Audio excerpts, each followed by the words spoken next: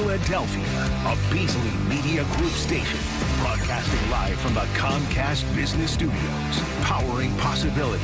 97.5 The Fanatic and 97.5thefanatic.com. Mike Missanelli, Philadelphia Sports Talk.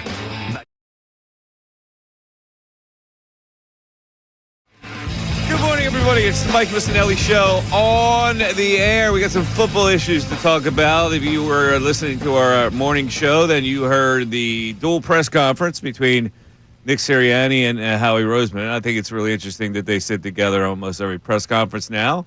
I don't know whether that's a checks and balances thing, that Howie is there as a presence to make sure Nick doesn't overspeak.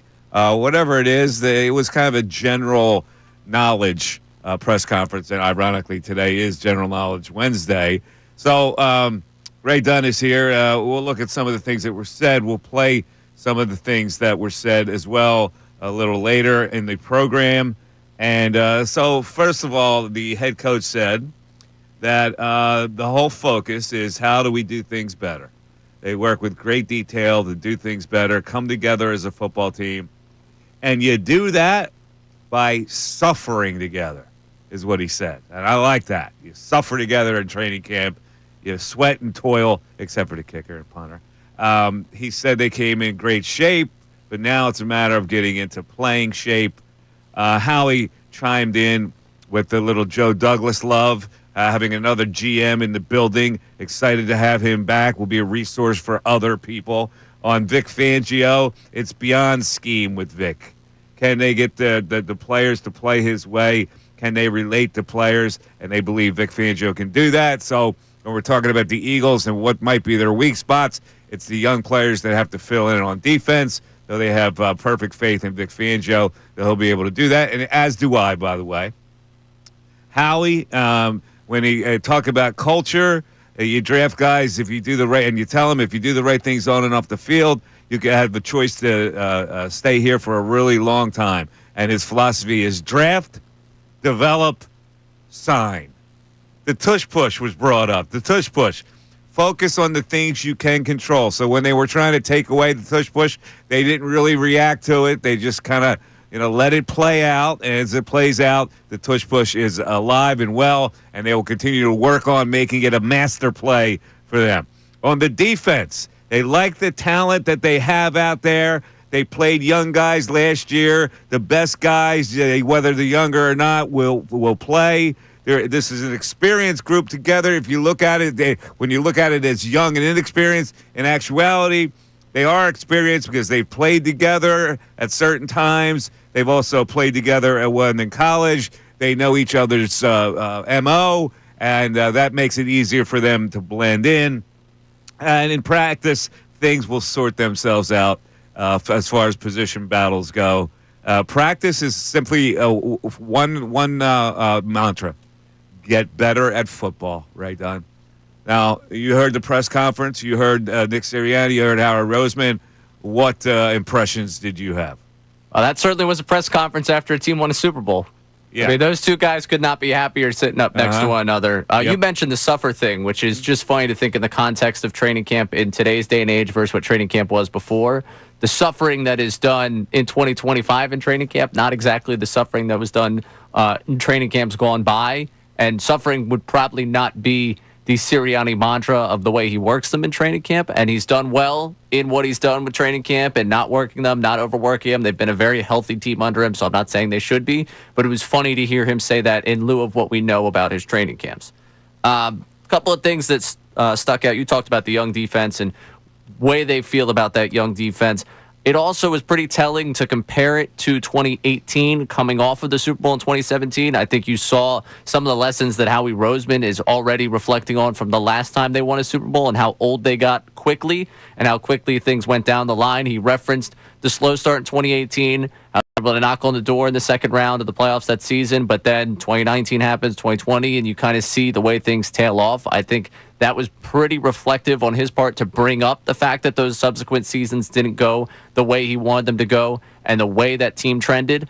So I think that was a bit of a self-reflection from Roseman, which really speaks to the way they've approached at least this defense. I think offensively, there was no logical place to move off of anybody outside of Mekhi Becton. And the age there, I guess the only ages you'd be talking about is like Lane Johnson out there at right tackle, and no one's moving on from him. So I think the idea of keeping that defense young is one way of him saying, I screwed up before. I'm not going to screw up again this way. And then talking about making the moves in season. He mentions having 13 picks coming up next season. Could they use him to improve next year's team? Sure. But he also says they could use him to improve this year's team. He seemed to hinted that they have a little bit of flexibility if they don't like the look of what they have out there on the field, whether it be in training camp, whether it be after a few games of the season. They do have the ability to make this team better in season. So those were two things that stuck out to me. And the last one, Howie Roseman just kind of clicked into his Billy C mode with that last question, talking about how great it is to have Nick Sirianni around and how he's evolved as a coach and how wonderful things are. So it was a press conference following a Super Bowl win. A drama-free offseason pretty much leads you to the press conference you got today. They love each other. They do. They do. They love each other. They have lovey-dovey going on right now. It's all good. This had to be as general press conference as you can have because, let's face it, there's no hardcore issues that the press corps has to dig into, and everything is golden right now with the Philadelphia Eagles. It's funny, people ask me all the time, what do you think of the Eagles this year? And I go, are you really worried about the Eagles? Like where is your source of worry? Well, I know it's hard to repeat. Yeah, it's hard to repeat, but you can't deny that they're a good team, and they're well coached, and they have a defensive coordinator who can overcome a lot of weaknesses. And so what could derail them? Well, what could derail them is they smell themselves from last year. And that's going to be, to me, the biggest obstacle coming into here. You got to practice hard. You got to forget about last year. I know Nick Sirianni said last year, we can't think about it anymore. But they got the ring ceremony. They got it early. It's like, okay, you got the ring, and you got that little push button with the wings. Now put that away, and we'll move on because we have another season to go. Some players respond to that. Some people still smell themselves. I mean, I have no idea how they're going to react that way. All I know is that they're a pretty good team, and I have no worries at all that they're going to win their division. Now, where they land in the playoffs is another matter. This is not, it leads me to this, though. I think the fan base has been a little non-anticipatory so far.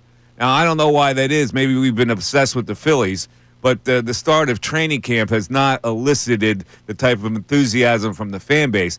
Is that because the fan base, Ray, is mollified by the fact that they are good? Or, like it happened in 2017, once you won a Super Bowl, the fan base got a little softer as far as their demands. Is that the case? Or is it we just have so little questions, it's like, yeah, I'm just excited for September 4th. Like, what am I going to learn in this training camp? How much is there to really learn? There's a couple of defensive positions I'm worried about, who the right guard is going to be. Mm-hmm. But I think the idea of training camp is the idea, we're going to find out about this team.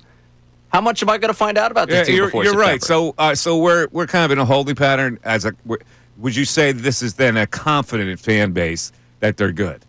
I think so. I think it's a quietly confident fan base. Why do we have to brag about anything? If you want to see anything, go look at the second Lombardi down there in South Philly. And how comforting is that to people who are usually all cranked up with angst? I've heard a couple of people, well, you think they're going to be good this year?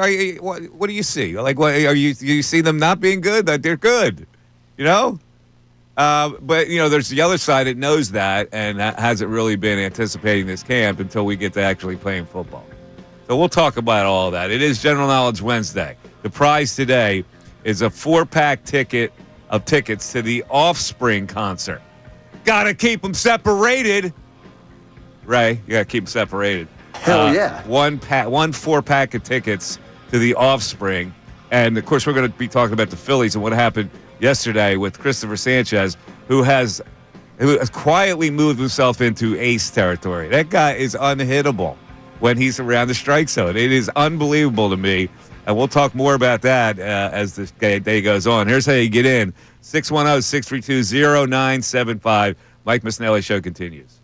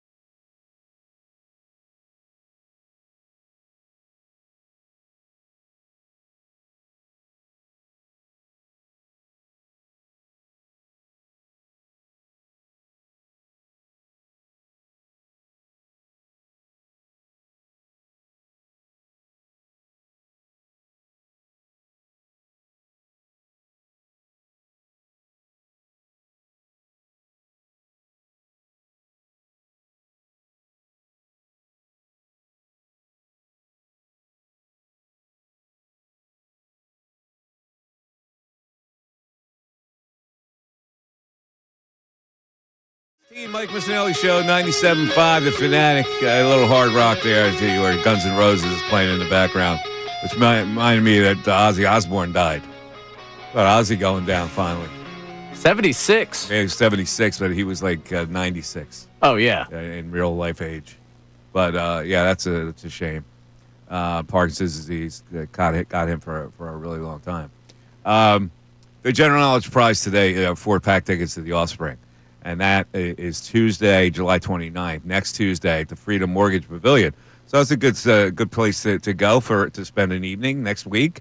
Tickets are on sale at Ticketmaster.com, but if you answer a general knowledge question correctly today, you'll be in line to win a 4-pack of tickets. It'll be digital tickets. Promotions will email winners with the prize release form and info at the end of the week if you win the prize today. Our general knowledge categories for today, 2 categories of general knowledge.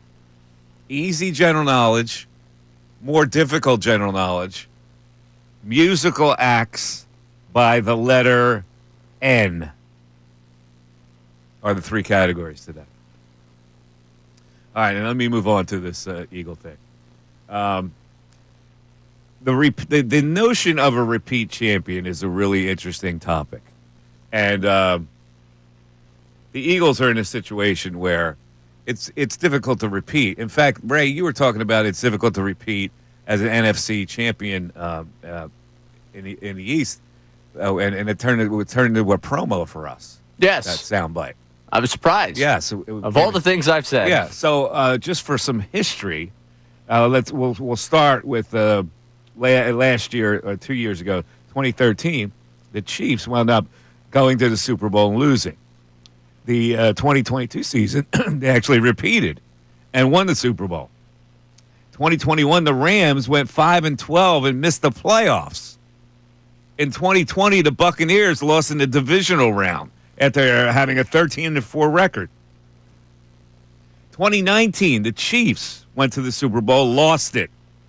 2018, the Patriots lost in the wild card round. 2017, the Eagles lost in the divisional round and finished 9-7 at the Super Bowl year. In 2016, the Patriots, they were 13-3. They lost the Super Bowl, of course. In 2015, the Broncos, 9-7, missed the playoffs. In 2014, the Patriots lost the AFC Championship game. All right, no disgrace there. In 2013, the Seahawks lost the Super Bowl. So there are plenty of teams that have gotten there. But in 2012, the Ravens went 8-8 and missed the playoffs. In 2011, the Giants went 9-7 and missed the playoffs. And in 2010, the Packers were 15-1, lost in the divisional round. So what do you make of all that? The only repeat champions that we've had, the Chiefs, the Patriots, the Broncos in 98-99, the Cowboys 92-93, 49ers 88-89, the Steelers 78-79, the Steelers 74-75, the Dolphins 72-73, and way back when, the Packers 66-67. It is difficult to repeat. It is. Why? Well, in this scenario you just roll out, since 2010, you pretty much have to have Tom Brady or Patrick Mahomes to have yourself back at the Super Bowl. The one exception to that rule being Russell Wilson and that Seahawks team, which is an interesting case study for this Eagles team, is the ability year in, year out to be a team that has so much going for you on the run game and so much going for you defensively with a young quarterback that maximizes your opportunity to win. And that Seahawks team probably should have won both. They probably should have went back-to-back. I think we all remember how that Super Bowl ended. Okay, let's relate that to the Eagles now. Do they have a quarterback akin to the Tom Brady of the world? Not the Tom Brady at the end of this list. But do we have any problems with our quarterback right now? No. All right, do we have a problem with our running game? No. Do we have a problem with our defense? The defense we have questions about the defense. Yeah, it's not quite Seattle Seahawkish. So that's a year ago. Yeah. The focus this year, though, is going to be a little different defensively. So I guess if we're thinking about the only way the Eagles would not be in that conversation, it would be that these young guys have not adapted. Right. If there was a biggest concern for me, like the biggest obstacle to them repeating, I know we did the Harry Douglas audio earlier this week or last week with the concern about what the Eagles have going forward this season. My biggest obstacle for them would be the number of question marks you have defensively and what you're replacing from last season. I know that we just heard Howie laud the fact that they're experienced. They've played a lot of football. If you get to the NFL, 98% of the guys have played a lot of football. That's how you get to the National Football League. I understand what he's trying to say, that these guys have been in high-pressure situations. They've played a lot of football in their lives. But it is a rather inexperienced group that has to step up for proven guys who helped you win a Super Bowl a season ago. That would be the biggest obstacle for me in them repeating as Super Bowl champions. It's just this defense was so good a year ago. Can they get to a close level this year? And I feel the same way. However, the X factor takes me the complete opposite way. And the X factor is the defensive coordinator. And I believe that defensive coordinator is savvy enough to say, hey, you can play, you can't play. This guy, you're not going to play because you don't do the things that I want to do. I think he's got them under his thumb, like unbelievably. And we all should believe that Vic Fangio has the capability of doing it. The one thing I always go back to is Fangio's intro presser here in Philadelphia, where he talked about, hey, as good a coach as I am, my best defenses had great players. Do you have enough great players here? Do you have enough players that are going to be available to you all season long that can put you in a position to succeed? He can make players great players. That's the thing. That's what I like about him. He can make good players into great players. He can. He can also be handed players that you thought are good and don't fit what he wants to do. I think he's got more of a hand in personnel to allow himself right now to put the players out there he wants to. But they were really good a season ago. Like, special in terms of the level of defense they had. To find that back-to-back seasons, it's going to take a lot of different guys stepping up. I agree. All right, 610-632-0975. On the other side, we'll go to our text board. A lot of comments on the Eagles so far. And we got to talk about it last night with Christopher Sanchez. When he is right, is unhittable.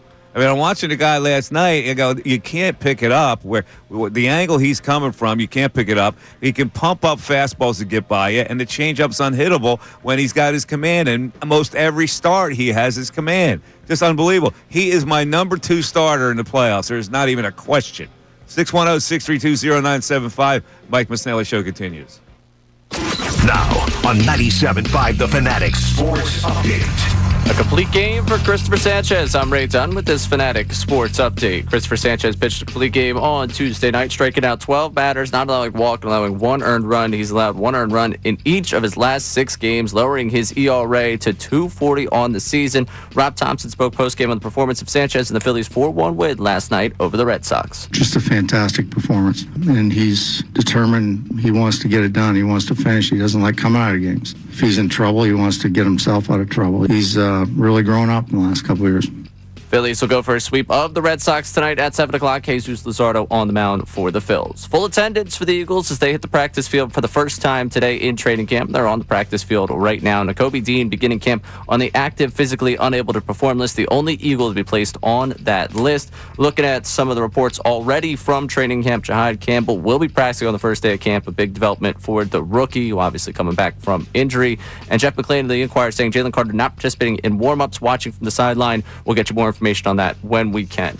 This update brought to you by Mercedes-Benz. The Mercedes-Benz Dream Days are back with offers on vehicles like the 2025 E-Class, CLE Coupe, C-Class, and EQE sedan. Hurry now through July 31st. Learn more at mbusa.com/dream. I'm Ray Dunn on your home for the best birds coverage. 97.5 The Fanatic, 97.5thefanatic.com.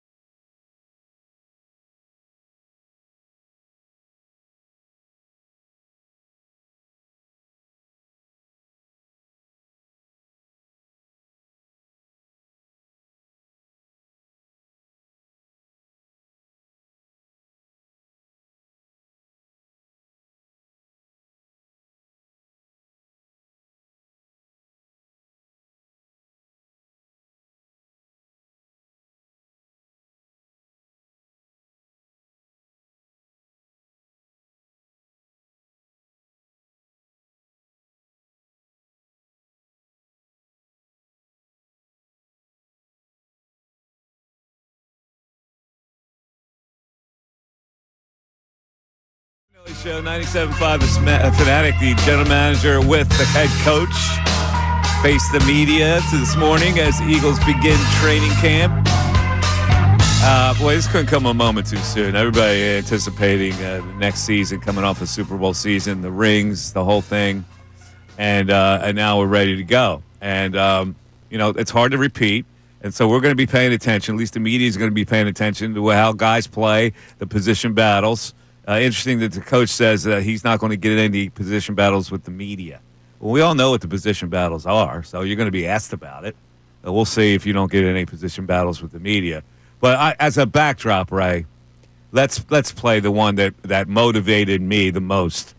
It was Nick Sirianni, number 4. Here's the head coach talking about the players being trained on the field.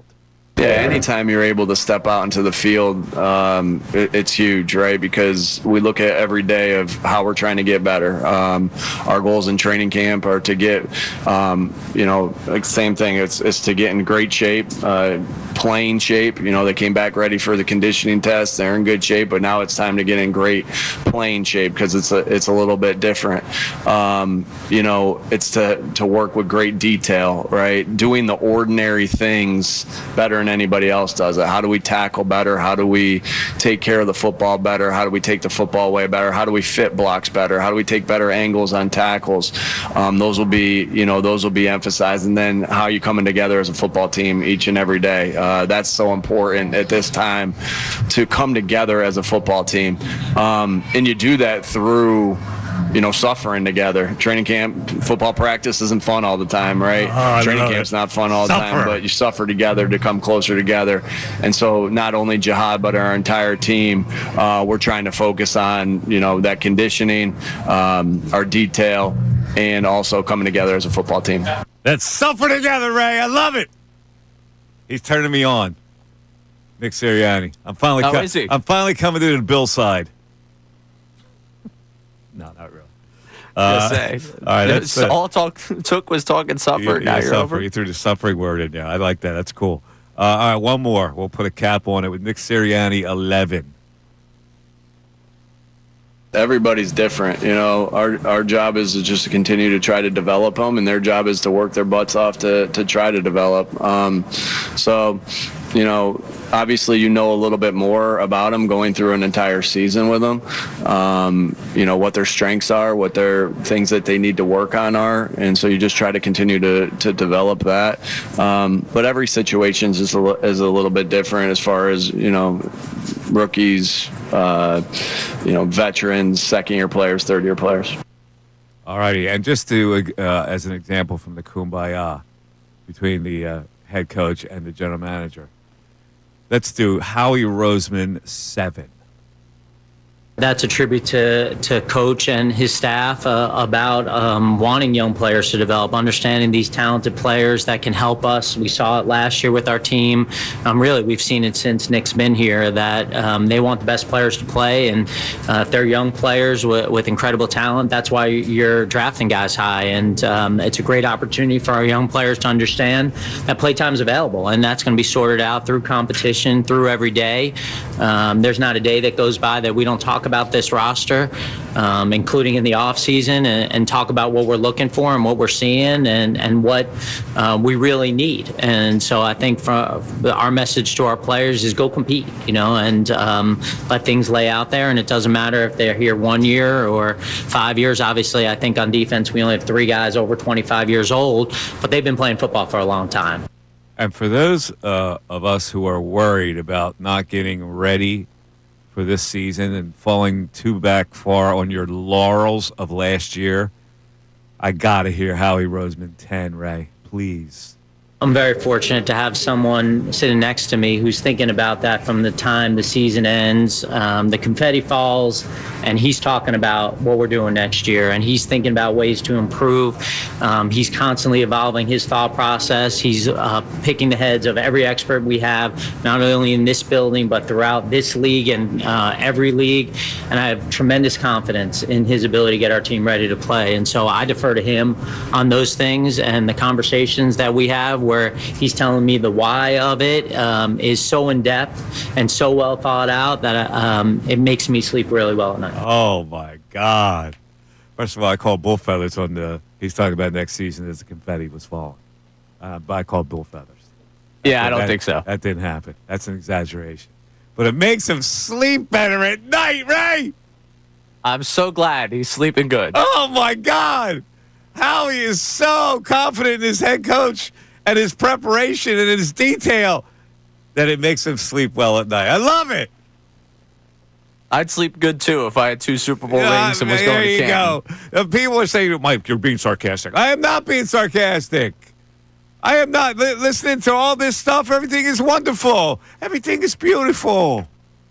It really is for the 2 of them. The 2 of them could not be more joyous sitting next to one another. Look at that. I don't know. I don't know what to say. It looks like a repeat year.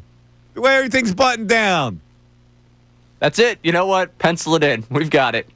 You want to make the reservations for the Super Bowl? They're a good team. They're all buttoned down. They've got everything together. The general manager and the head coach are in harmony. They have a great defensive coordinator. I mean, what else do we want in this town? It's almost too good to be true. No, don't say that. Well, I'm just saying that, like, this is just everything is just so cozy right now. I love it. Don't say too good to be true, Mike. Let it be true. Normally we have angst. We don't have any angst. The fan base doesn't even have any angst. Where's it going along where everybody's confident? I love it. All right, 610-632-0975. Mike Missanelli Show continues. We want to hear from you. So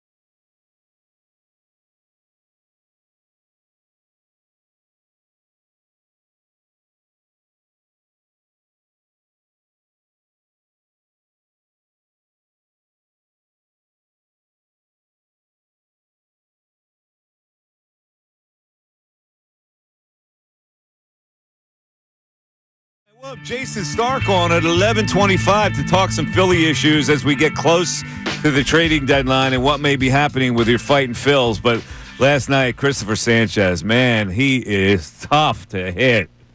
And there's no question in my mind that he's got to be the number 2 as you go into a playoff series. So the way it stands right now, it looks to me like they're going to have to move Luzardo to the bullpen. He pitches tonight, by the way. I think Luzardo's got to go to the pen. I think Nola will be back, but I think Nola will have to be the 4th starter. They'll have to go out of team with Wheeler and Sanchez. Now, that's 2 out of 3. They should wrap it up before, but if they need a 3rd game, would you rather go with Ranger Suarez or Aaron Nola if he comes back and pitches well, Ray? Right now, Ranger Suarez. Got to go Ranger Suarez. So you hit him with 2 left-handers. That's right. 2 different left-handers back-to-back days. Yeah, 2 different left-handers. One has got power stuff. The other is getting by on guile and hitting spots, and hopefully that continues for Ranger Suarez. But again, yesterday does not cloud the fact that they need to upgrade. They need to upgrade the bullpen. They need to upgrade their offense a little bit, certainly. But when you get games pitched like that, whew, man, a complete game. And see, this is where people don't give Rob Thompson the credit. He's got Kirkering ready, and he's absolutely thinking that Kirkering had to close that game out, because if he doesn't, Jonathan Sanchez is going to get over 100 pitches, and he was over 100. And so he goes, you know what? I got to trust this guy. This is going to mean so much to him, but also the team and the fans who are going to be behind this. Go ahead, kid. Go get him in the ninth. And even the announcers were saying, well, he's probably in there for 1 batter, 1 left-hander. Finished the game. Finished it. And I love the way he growled after he got guys out late in the game. That's fantastic stuff. We'll talk some baseball with Jason Starr coming up. Ish is hanging in here, Ray. Ish is going to be our first caller of the day. And he wants to talk about the press conference. Bad. This is very, very bad. And the Phillies. There he is. Ish, you're on 97.5 The Fanatic. What's up, Ish? Hey, Mike, how are you? Good, man. How you doing? Hey, I'm Bob. Going into this season, the Eagles season, I guess I'm feeling a little lazy, just due to the fact they won. Yeah, you're feeling a little lazy. You're not really on the edge, the edge of anticipation. You got your carrot last year, and the carrot tastes pretty sweet, and so you still have that sweet taste in your mouth. Yeah, and Nick can do no wrong to me. Nick is just a great coach. Oh, man.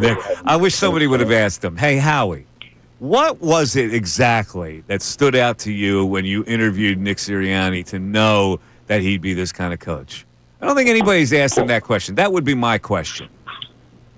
I think because of his enthusiasm. Nick has this personality that everybody can click with. His first press conference wasn't good.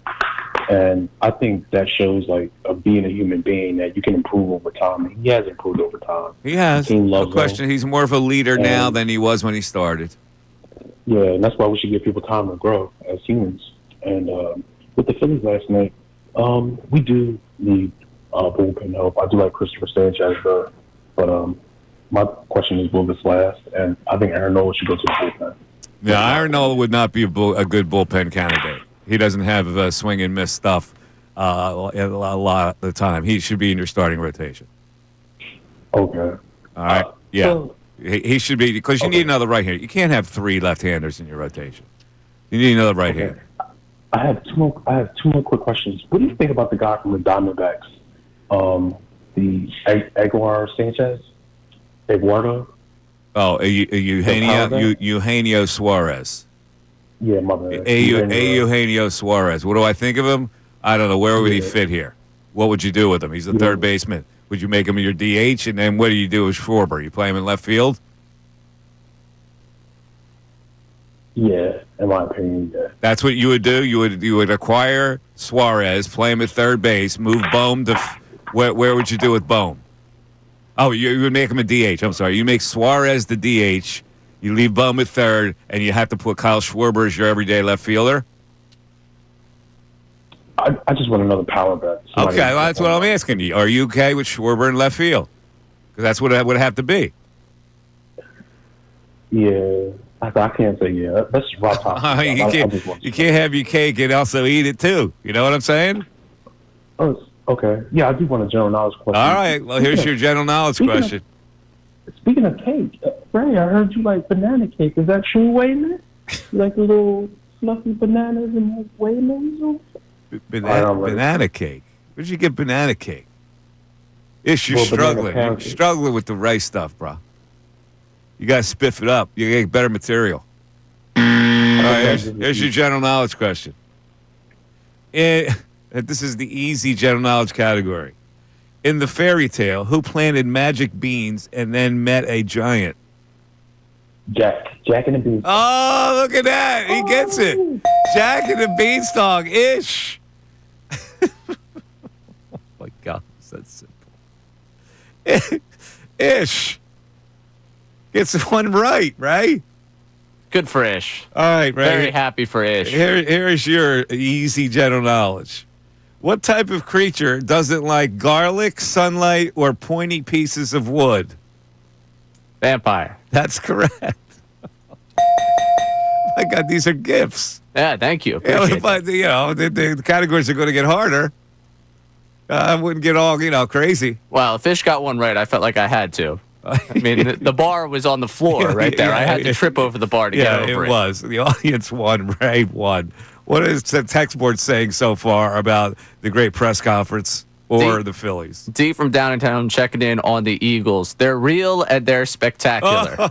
We're good and we know it. There is nothing to complain about, so the fan base is quietly, excitedly, anxiously awaiting the season to start. I also think it goes back to what you mentioned about us being distracted by the Phillies. I never feel like I have the feeling I allowed the summer to slip away with the Phillies season. So much good, Nick. So much good, and I can't stand it. Let's suffer together, Nick. Oh, man, suffrage. Suffrage City. I love it. Okay, yeah, they're real and they're spectacular. That's pretty good. That's a good line. That could be the mantra for this year. Is that what we're going with for the Eagles? They're real and they're spectacular. I like it. It's a good mantra. All right, 610-632-0975. It is general knowledge. The Offspring, a classic band, The Offspring. If you like your rock, you get that 90s rock feel with The Offspring. You know The Offspring, Ray? We have Offspring in the we do, that's right. here. We do have it in there. Yeah, so there is an Offspring. Yeah, which Offspring do we have? We have Pretty Fly. Pretty Fly for a white guy? Yeah.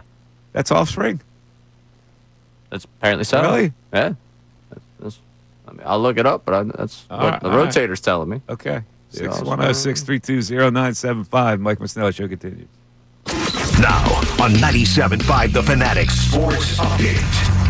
A complete game for Christopher Sanchez. I'm Ray Dunn with this Fanatic Sports Update. Sanchez pitched a complete game on Tuesday night, striking out 12 batters, not allowing a walk and allowing one earned run. He's allowed one earned run in each of his last 6 games, lowering his ERA to 2.40 on the season. The Phillies won the game 4-1 over the Red Sox last night, and Rob Thompson spoke postgame on the performance of Sanchez. Just a fantastic performance, and he's determined. He wants to get it done. He wants to finish. He doesn't like coming out of games. If he's in trouble, he wants to get himself out of trouble. He's really grown up in the last couple of years. The Phillies will go for a sweep of the Red Sox tonight at 7 o'clock with Jesus Luzardo on the mound. Full attendance for the Eagles as they hit the practice field for the first time for training camp. The Kobe team will begin camp on the active, physically unable to perform list. The only Eagle to be placed on that list. Jalen Carter and Kenyon Green both not practicing today due to injury. Jahad Campbell and Cam Jurgens are limited in practice. This update is brought to you by Rapid Radios. Rapid Radios instant push-to-talk walkie-talkies with nationwide LTE coverage. For a limited time, get 60% off and free UPS shipping at rapidradios.com. Use code RADIO for an extra 5% off. I'm Ray Dunn in your home for the best birds coverage, 97.5 The Fanatic and 97.5thefanatic.com.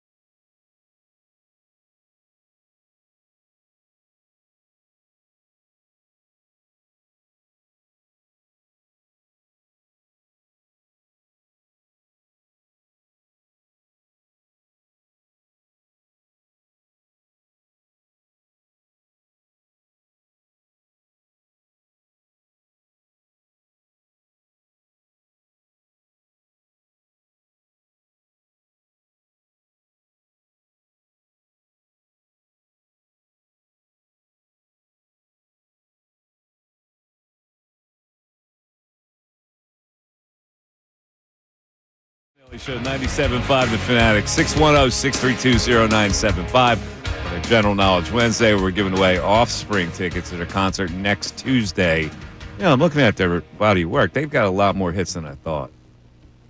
They got Gone Away. Gone Away, Gone Away. They've got Mama, Why Don't You Get a Job? And then they've got Come Out and Play. Come on, man. That's a good prize. Sounds like a great prize. The right person? Prize. Absolutely. All right, back to the text board. We also have Let's Fake a Deal coming up in about 5 minutes. We have another deal for you to decide about. But while we continue with the Suarez conversation, Stephen Thorndale says, acquire Suarez, put him at third base, move Bohm to first, Harper to right field, Castellanos to left field. Doable? Question mark. No, because you don't throw Harper at. They don't want to throw Harper. Harper is their porcelain vase. Like, they don't want to break him. And to throw him in right field, you're asking him in the middle of a season to kind of go back to an old position that he hasn't played in 2 years. His arm will be stressed in right field. They're not going to do that. They're just not going to do it. It would be more likely that they would make Suarez a DH and have Schwarber a left fielder.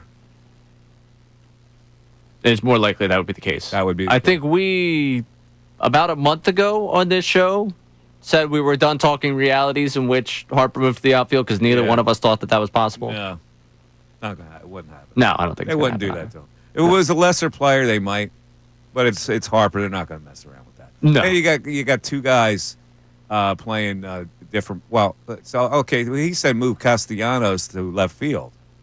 Well, then where would who would be the DH?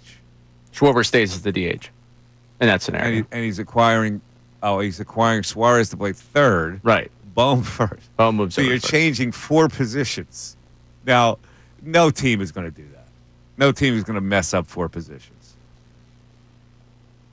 I guess to that texter's point, the flip side of that is if you were to get Suarez, I mean, putting him at DH would be only really changing he and where Schwarber play because Suarez has been third that baseman. would be one change.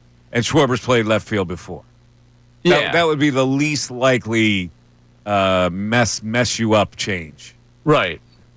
Oh, man. I could see Schwarber playing left field in my head, and I just have to keep reminding myself, home runs. Home runs. You want right-handed pop. You're right. Yeah, you want right-handed pop. He wasn't good in left field. And it's a matter of whether you want to be hurt at a certain position. But, I don't know. They're not hurt really at any defensive position right now, are they? Their defense is pretty good. As they stand right now, their defense is not bad, except for metrics in right field. Yeah. And occasionally Marsh, who occasionally gets bad breaks on balls. Right. Marsh is a center fielder. I mean, center field's a tough position to play. Yeah. But, yeah. It shouldn't be that tough. Center field should be less tough than left or right. How so? Because the ball's coming right at you. The other, if you're playing corner outfielders, the ball's got hook on it. In right field, it's going away from you, and left field, it's hooking towards you. Well, center field is still going away from you at times. No, center field, you got center fielders will tell you got a more direct view of a ball path in center field. Yeah, but no matter if you're moving your right, moving your left, you also got to be communicating. Sometimes if you're moving you have to as be a left fielder towards the line, you don't have to fly communicate. ball to center is truer. Okay. That's what my point is. All right, one more text. Very, very simple point here from Bob in PA. Sanchez is a great pitcher. That man should have been an all-star. He should have been an all-star. He was selected, but then he couldn't pitch, so he just took the bonus. I didn't fully understand how that was handled. He couldn't pitch because he had pitched Sunday. Right. But So- his agent said that the word of the all-star thing never got to him, and then all of a sudden the bonus was paid out.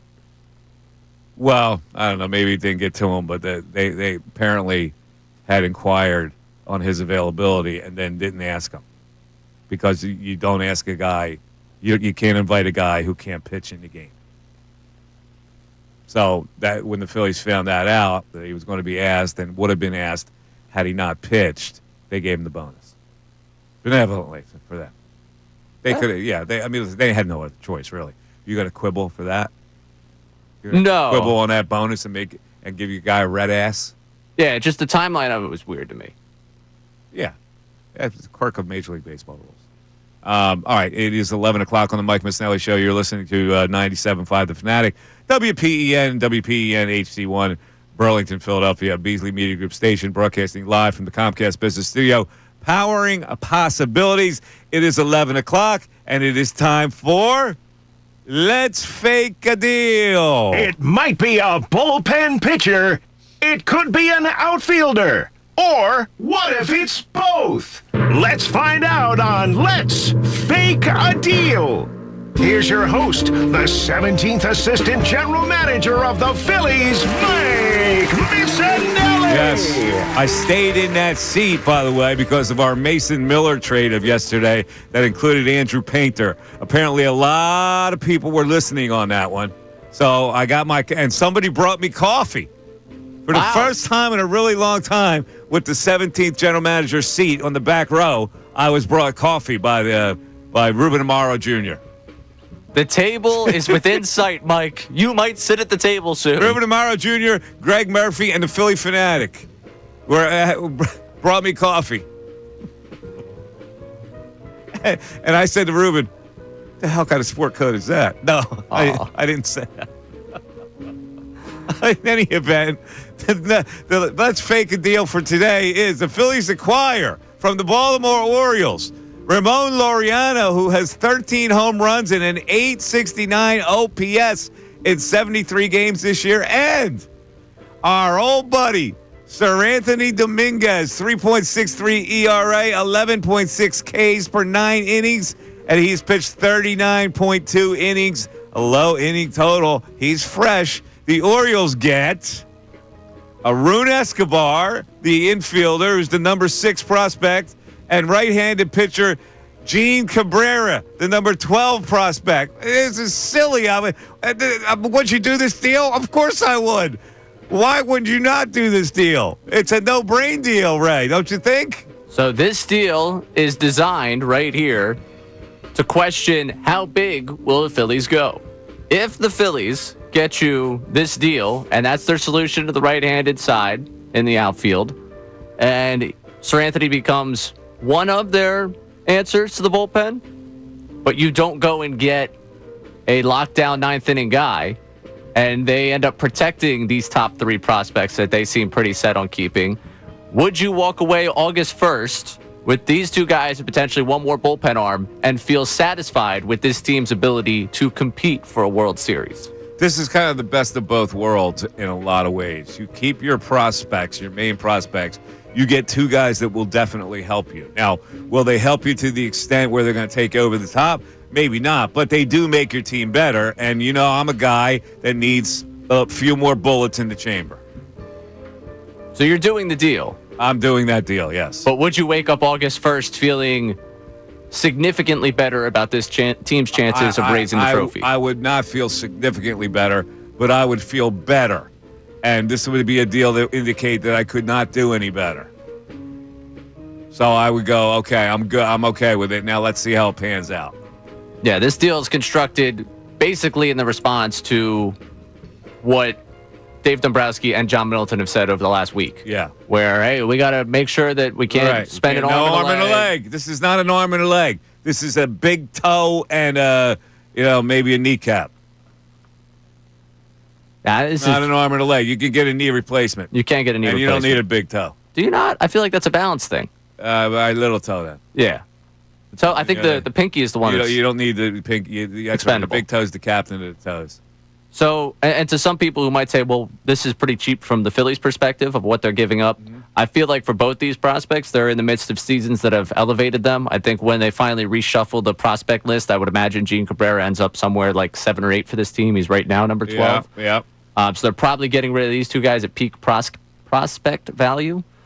I would do the deal as well. I just think if it's these 2 and another bullpen arm, you're going to have a lot of people uncomfortable at the start of August with whether or not they upgraded enough to put themselves over the top. All right. Let's get to the phones. B from Westchester chiming in. What's up, B? What's happening? Hey, Mike and Mitch, how you been? Good? Good. How you doing? We're hanging in there, man. Listen, on that Eagles and the press conference stuff, I'm just at a loss as to we're a Super Bowl championship team. Why does Howie have to sit up there and oversell me on the head coach like this? Protection. It's protection. That's all that is. Come on. It's like showing up with the security guard. Yeah, but you don't think the fan base knows what it is? I mean, Sirianni's not. I don't think he's a terrible coach. I just think he's not really the guy in control of what happens with the team. Well, you don't think the fan base knows that? You raised a decent point. I think he is in control of the team. I think the Howie thing is strategic. I think with Howie there, it quells the media into not going and asking really hard questions to Sirianni. I think it's a protection mode. I mean, I don't know. Ray, how do you feel about that? I think it's the first day of training camp, and they're rolling Howie out there, and I don't think we see Howie again. Okay. All right. So there you go. You kill two birds with one stone. Whoever wants to ask Howie a question. But I think it goes deeper than that. My instincts are with you. And it's just his style where he's going to throw in a bunch of, the guy sitting next to me. As soon as we win the Super Bowl, he's talking about next year. He's giving me all this BS. Yeah, PR. He throws the PR spin in there, and everybody eats it up. I don't like. Yeah, the confetti's flying. He's going, next year. I'm obsessed with next year. Meanwhile, Sirianni's got 3 beers in him. You think he's thinking about next year? Come on, man. Yeah, that's what I'm saying. But I like Sirianni. Look, I'm an Eagles fan first and foremost. I like him in there. I'm not going to con myself into thinking he's some guru or some technical genius. I think he's a good, locker room type guy. Mm-hmm. But the goof, I like how you call him a goof because I think that's what he is. When it gets out of control and they rein it in, like what happened last year, then you see what happened. But I think it's, it has more to do with Vic Fangio and and the other guys. I will say this: sometimes he's a goof, not all the time. So I'm like mollifying my quote. Sometimes he can be a goof. He's at least they won a Super Bowl. He's at least earned my respect as far as the goof mentality goes. He's got the propensity to be a goof. He does. He's got the propensity. Yeah. You're absolutely right about that. All right, brother. General knowledge question. We're in difficult general knowledge. Well, can I squeeze the Phillies in? Oh, go ahead. Yeah.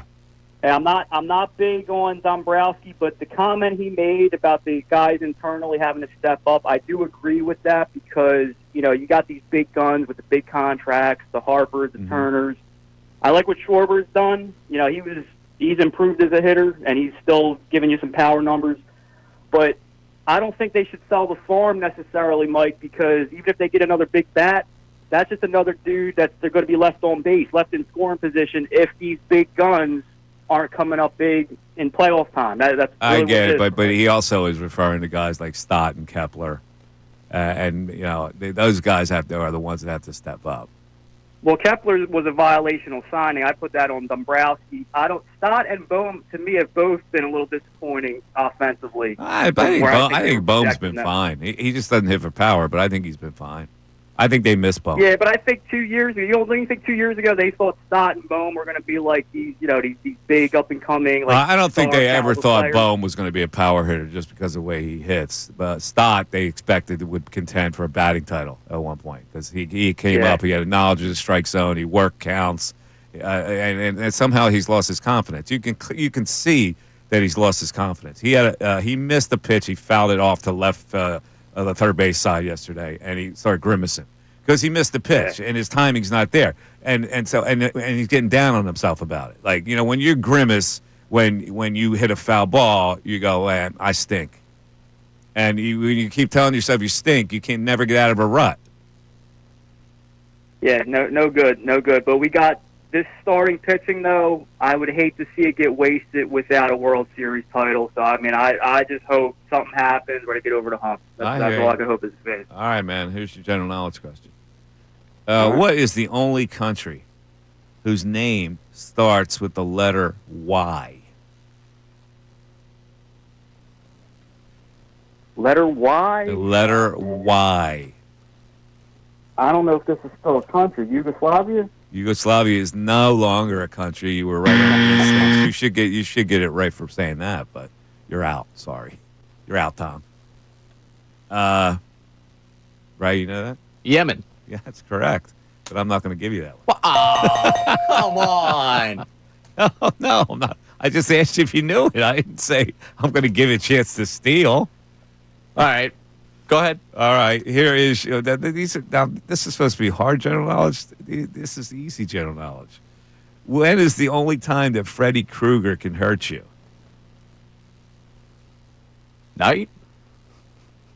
Oh no! It's related to night. It's dark. You don't know what Freddy Krueger can only hurt you in your dreams. Oh. There's Ray in the movie knowledge. Yeah. I assume you've never seen that movie. I guess Freddy not. Krueger. You never seen it? No, I guess not. Really, with the big knives hands? No. No, never Nope. saw it. Mm-mm. Friday the 13th. Nope. No? Okay. 610-632-0975. Jason Stark's coming our way in a little bit. Don't miss it. It's General Knowledge Wednesday. 4-pack of tickets to The Offspring. Going away! Mike Missanelli Show continues. Hey, everybody, it's Bill.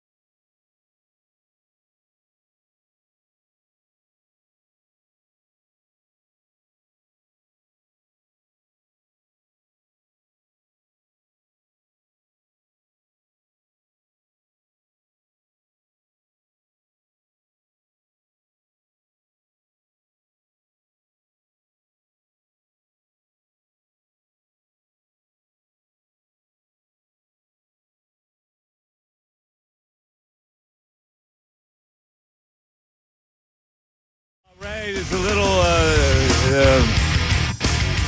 little boycott on coffee over there, apparently. Nobody's making it. Have you been over there trying to get some coffee yet? No, I've not. Yeah, no coffee. Really? Yeah. And Who's on vacation? The pots are all scrubbed clean. There's not even remnants of coffee in them.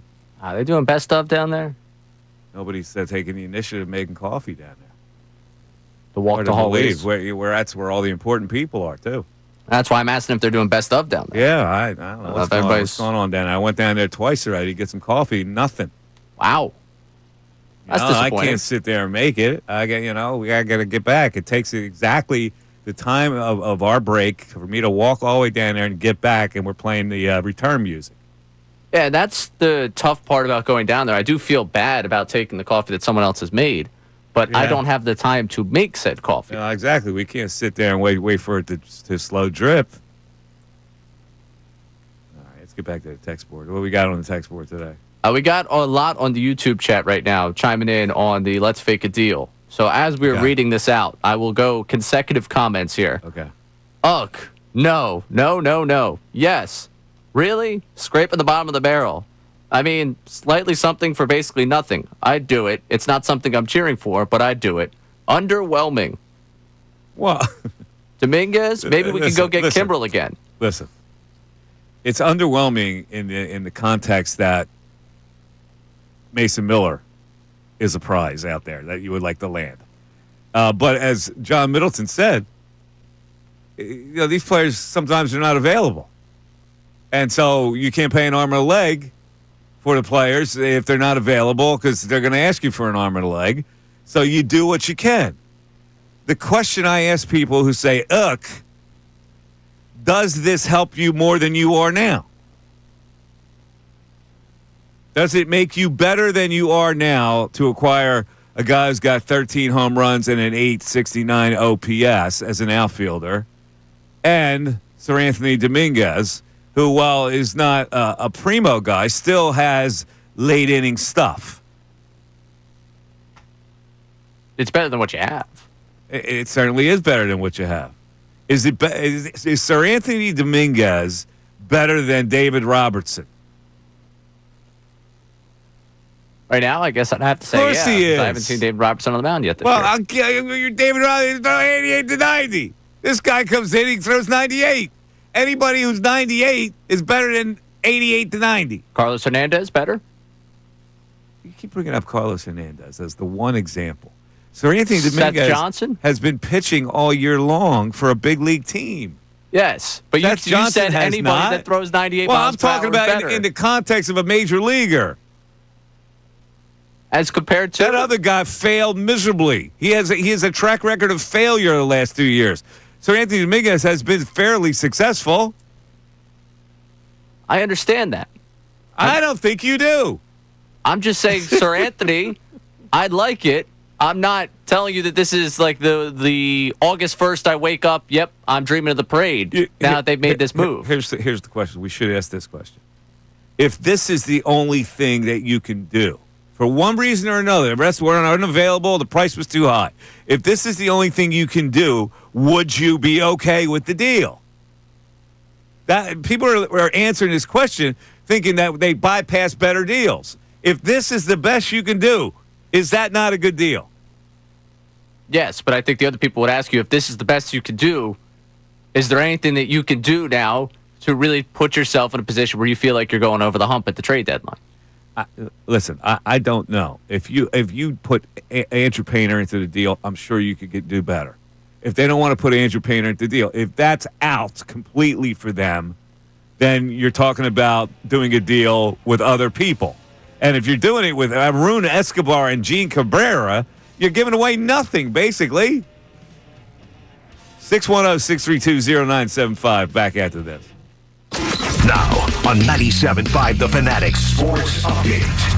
A complete game for Christopher Sanchez. I'm Ray Dunn with this Fanatic Sports Update. Sanchez pitched a complete game on Tuesday night, striking out 12 batters, not allowing a walk, and allowing one earned run in a 4 3-1 win over the Red Sox. He's allowed just 1 earned run in each of his last 6 starts, lowering his ERA to 2.40 on the season. Rob Thompson spoke postgame on the performance of Sanchez. Just a fantastic performance, and he's determined. He wants to get it done. He wants to finish. He doesn't like coming out of games. If he's in trouble, he wants to get himself out of trouble. He's really grown up in the last couple of years. Phillies go for the sweep of the Red Sox tonight at 7 o'clock with Jesus Luzardo on the mound. Full attendance for the Eagles as they hit the practice field today for the first time in training camp. Nakobe Dean will begin camp on the active, physically unable to perform list, the only Eagle to be placed on that list. Jalen Carter and Kenyon Green are not practicing today due to injury. John Campbell and Cam Jurgens are both limited due to injury. This update is brought to you by Rapid Radios. Rapid Radios instant push-to-talk walkie-talkies with nationwide LTE coverage. For a limited time, get 60% off and free UPS shipping at rapidradios.com. Use code RADIO for an extra 5% off. Coming up next, we have the Hall of Famer Jason Stark. Stay tuned. I'm Ray Dunn here on your home for the best Birds coverage, 97.5 The Fanatic and 97.5thefanatic.com.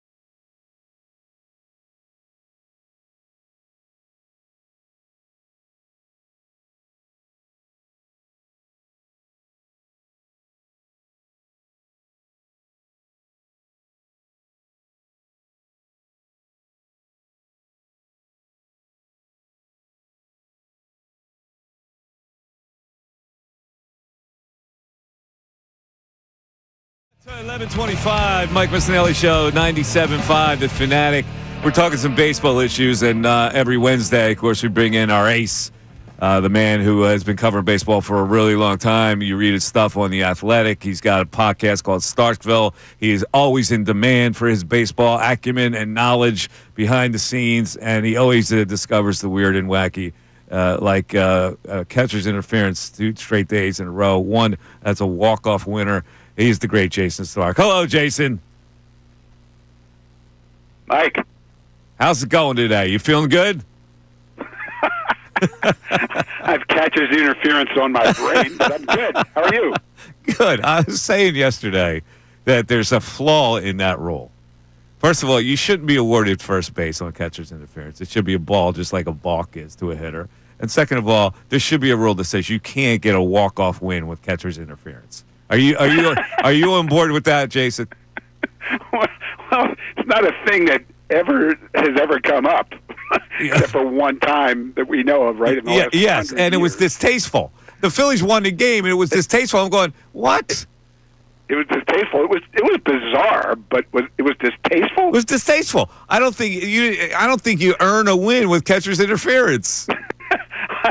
Edmundo Sosa knew where the glove was and managed to hit it with his bat when he wasn't even planning to swing. It was pretty strategic and innovative. You think he thought about that? No, I do, actually. I do. Do you really? I do. I do. I mean, there's a lot of stuff I would love to get into with you on this. Yeah. But I've been thinking about, that was Edmundo Sosa's first walk-off RBI.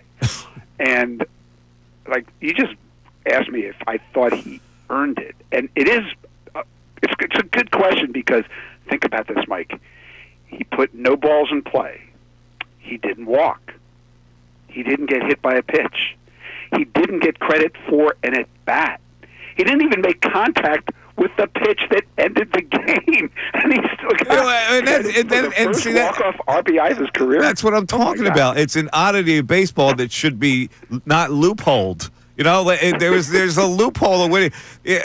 I'm telling you, the rule would be simple. First of all, if catcher's interference only gets ball 1, ball 2, ball 3, whatever it is, ball 4, you shouldn't be rewarded by getting a base. Yeah, well, catcher's interference is becoming way more of a thing in the sport than it used to be because of framing. Yeah. Because catchers now set up closer to the hitter, mm-hmm. and they're constantly reaching and jabbing that glove to try to make pitches look like a strike. And so we've seen the rate of catcher's interference explode. And I don't think anybody wants games decided by catcher's interference, but hitters do deserve the right to be able to swing the bat without the catcher's glove getting in the way. They do. They do, and that's why I'm saying it should be ball. It should be ball 1, ball 2, ball 3, ball 4. It's an interesting way to look at it. Can I tell you just how rare this has been the last 2 days? Yes. Okay, so this is what I do. These things happen just for my benefit, and then I go down the rabbit hole in Baseball Reference. So I went back to 1920 because that's really about how far back reliable play-by-play data goes. In all that time, Mike, 105 years, how many runs would you guess the Phillies have scored on any kind of catcher's interference until this series? So this is over a century. How many? 2. Okay, you're a little high. It's 1. They scored 1 run. 1. It happened in 1965. Pat Corrales was the batter. He later went on to manage the Phillies. Yes. Tom Haller of the Giants was the catcher. And it was a game they were losing 15-4 at the time. That's the only time it had ever happened. The Red Sox, by the way, had only allowed 1 run on catcher's interference in all that time. Yeah. And then we had 2 runs score on catcher's interference, not just in 2 straight games, but 2 straight innings, the 10th and the first last night.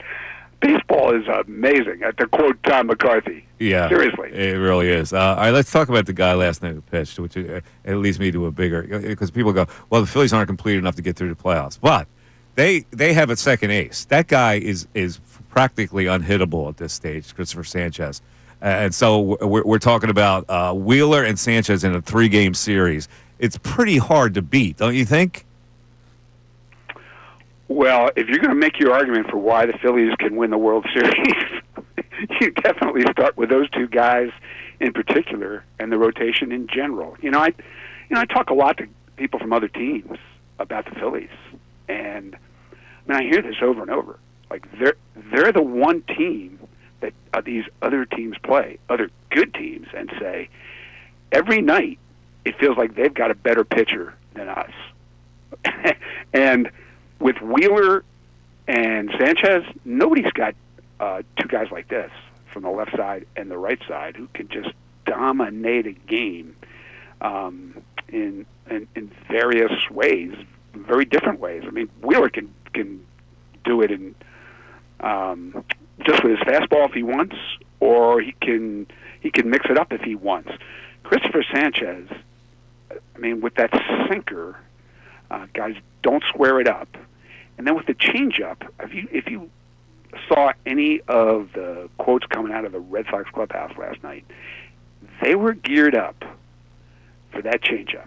They knew that was the pitch that they needed to find some way to hit, and it's the movement on that pitch and the way he tunnels the sinker and the changeup out of the same slot makes it impossible for guys to hit that pitch hard.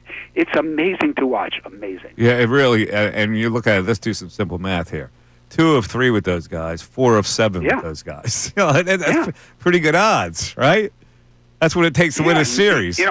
Right. And then you had another guy in Ranger who I know he had a clunker, and it's hard to know whether he's hurt or tired or bored or whatever. But assuming that he's okay, that's a guy who had a sub-2 ERA for over 2 months.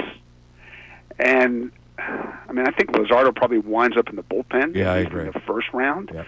But then Aaron Nola looms in there somewhere after a long reset. They're positioned in a way no other team in the sport is to beat you in October because nobody wants to face them. Yeah. I mean, I agree with that. Now, that's not going to stop people from wanting to make a trade here. So let me just, before we get to that, and that's a lot of substance in that, a couple things have happened where it's ruined my purity of baseball. One was the catcher's interference winning it, and the other was Kyle Schwarber getting the MVP by not putting a ball in play in the regular game. But let's talk about Schwarber because it's interesting. There's no way that a team, in my opinion, can lose a 40-plus home run guy in their lineup. They just can't. So what's happening with the Schwarber deal in your mind? I think he winds up back here. I think he thinks he winds up back there. Like if you heard him talk after he won that All-Star MVP, he talked about the All-Star game in Philly next year and how much fun it will be. And I thought, well, that's interesting. He's not even under contract here for next year. But I think it's an indication he has a hard time envisioning himself not being here. Yeah. And I think this front office has a hard time envisioning that. Here's the key. I think other front offices do too. I was talking to a GM earlier this month. This guy's team needs offense. We were running through how bad the free agent bat market looks this winter, with a couple of exceptions. And he didn't even mention Schwarber's name. So I said, well, what about Schwarber? And he said, we're just assuming they're not going to let him get away. We're just assuming they will pay whatever it takes to keep him. And I think that's right. At this point, just like when they approached him before the season, he was kind of curious what his market value is. And so look, it's almost August. He's going to find out. He's going to file for free agency, and he's going to find out. He should. So he is determined to file for free agency, and like, because I'm saying maybe the Phillies get ahead of this process here and not let that happen. I don't think it's realistic. Try to think of any player, star player, this close to free agency who then said, "Nah, never mind." I don't think that happens. I think he gets out there, but I do think he wants to be here, and they will pay what it takes to keep him here. I don't think in their minds they can let him get away. But when they talked before the season, my understanding is his position is you would have to really overwhelm me to keep me from at least going out there and finding out. And then he's had a season that has backed that up. And I think he made himself some money in that All-Star game. I mean, I can tell you, the legend of Kyle Schwarber grew that night. Yeah. Oh, so if they say 4-year extension, $25 million per, would that overwhelm him? That's what I've been saying. $100 million for 4. That I don't know. There's no precedent for him. Yeah. Go back and look. There's no comparable player who doesn't play the field and does what he does on and off the field. I don't know what the comp is. Now, Giancarlo Stanton, back when he signed the big deal in Miami, which was, a whole different situation, but that's the closest that he was, guess what, $25 million a year. Yeah.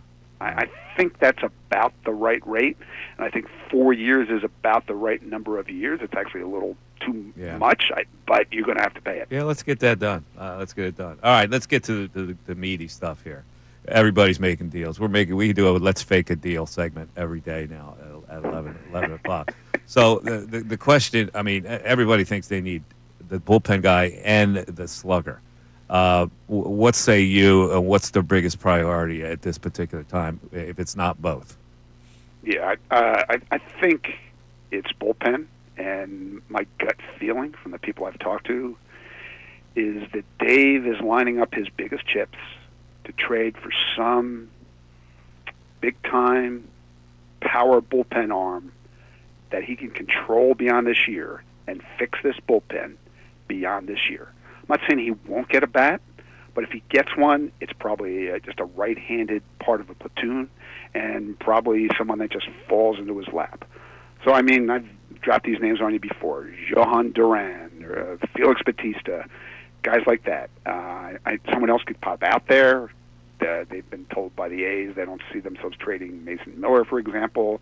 They don't think the Guardians are serious about Emmanuel Clase, but that kind of guy. And so, is arm over bat the right call? I think it is, Mike. You can tell me if I'm wrong, but if you start going through the last 3 Octobers and why they have not won the World Series, I know offense has been a culprit, but I think it's a bullpen thing. I want you to think about Jose Alvarado giving up the homer to Yordan Alvarez, last game of the World Series in 2022. They're winning that game.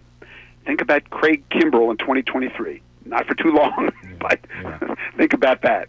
They win that series in 5 if they have a better option than him. Yeah. Think about the 9th inning of Game 1 against the Mets last year. Wheeler is, historically great for 8 innings. If they win that game and then they win the next day, they're up 2-0 in a best of 5. Everything is different. And so I've mentioned this. Other teams, when they talk about them, say that team can win the World Series because their rotation is better than anybody's. But they have to fix the bullpen. I've heard that term multiple times, and I think Dave is using it internally. I agree. All right. We'll see what happens. I always leave you with a quirky little thing. I don't know if you watched the basketball tournament.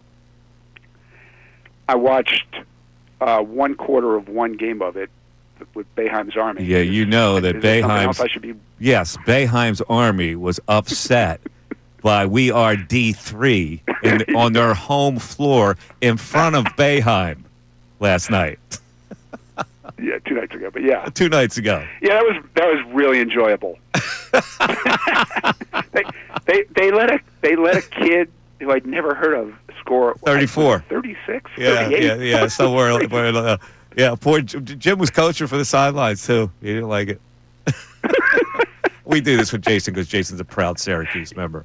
Yeah, well, this is how Syracuse basketball has looked and felt for way too long anyway. So thanks for tormenting me. That's all right. They needed DC last night, I think. All right.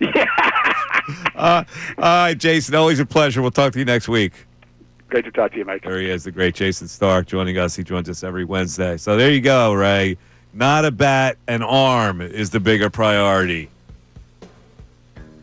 You all right with that? It should be the bigger priority.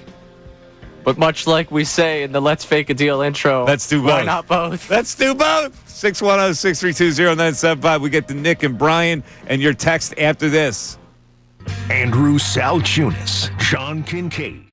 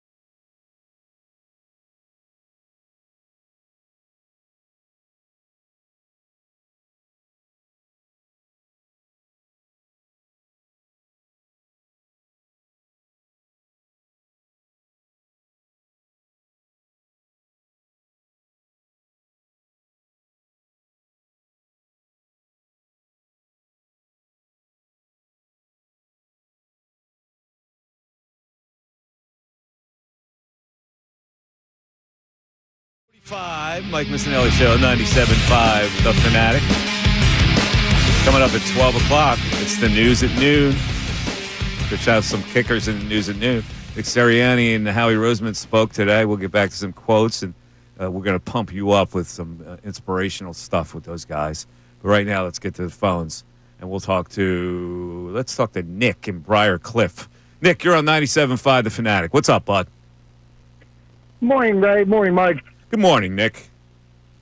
All right, I'm going to give you a call. I have 2 points I was going to make about the Phillies, one being an all-star thing and the other being I was actually at the game with the catcher's interference. Probably won't have enough time to talk about the trade talk because I know you're going to disagree with me on the catcher's interference. Okay, go ahead. You never complain about a win, and they did deserve that win. The bullpen was lights out. They played a hard 9 innings of baseball. They loaded the bases in the 10th, which they rarely ever do with the ghost runner. And, the guy has the opportunity to put the ball in play. Be it a slow roller could have scored a run, be it a sac fly scored a run, obviously a base hit could have scored a run. And, Mike, I respect you being a baseball guy, and you got to know your position. About a month ago, a base runner was running down the inside of first base, and Romolto hit him in the back. Obviously, the guy should have been out. You're taught that in Little League. But for some reason, they ruled the guy safe and then sued the runs, and I'm pretty sure they lost that game. So if the Phillies end up winning the East by a game, the catcher's interference is huge. Listen, you're a Phillies fan.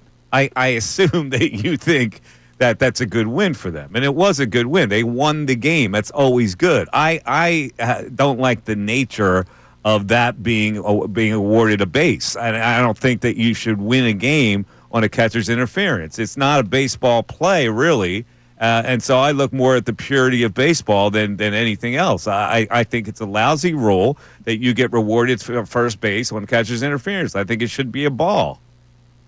Okay, now, I heard you, I think it was yesterday, saying this. You compared it to a balk, and you would like it just to be a ball. But bases loaded, you take the opportunity out of the guy's hands to win the game. You just give him a ball.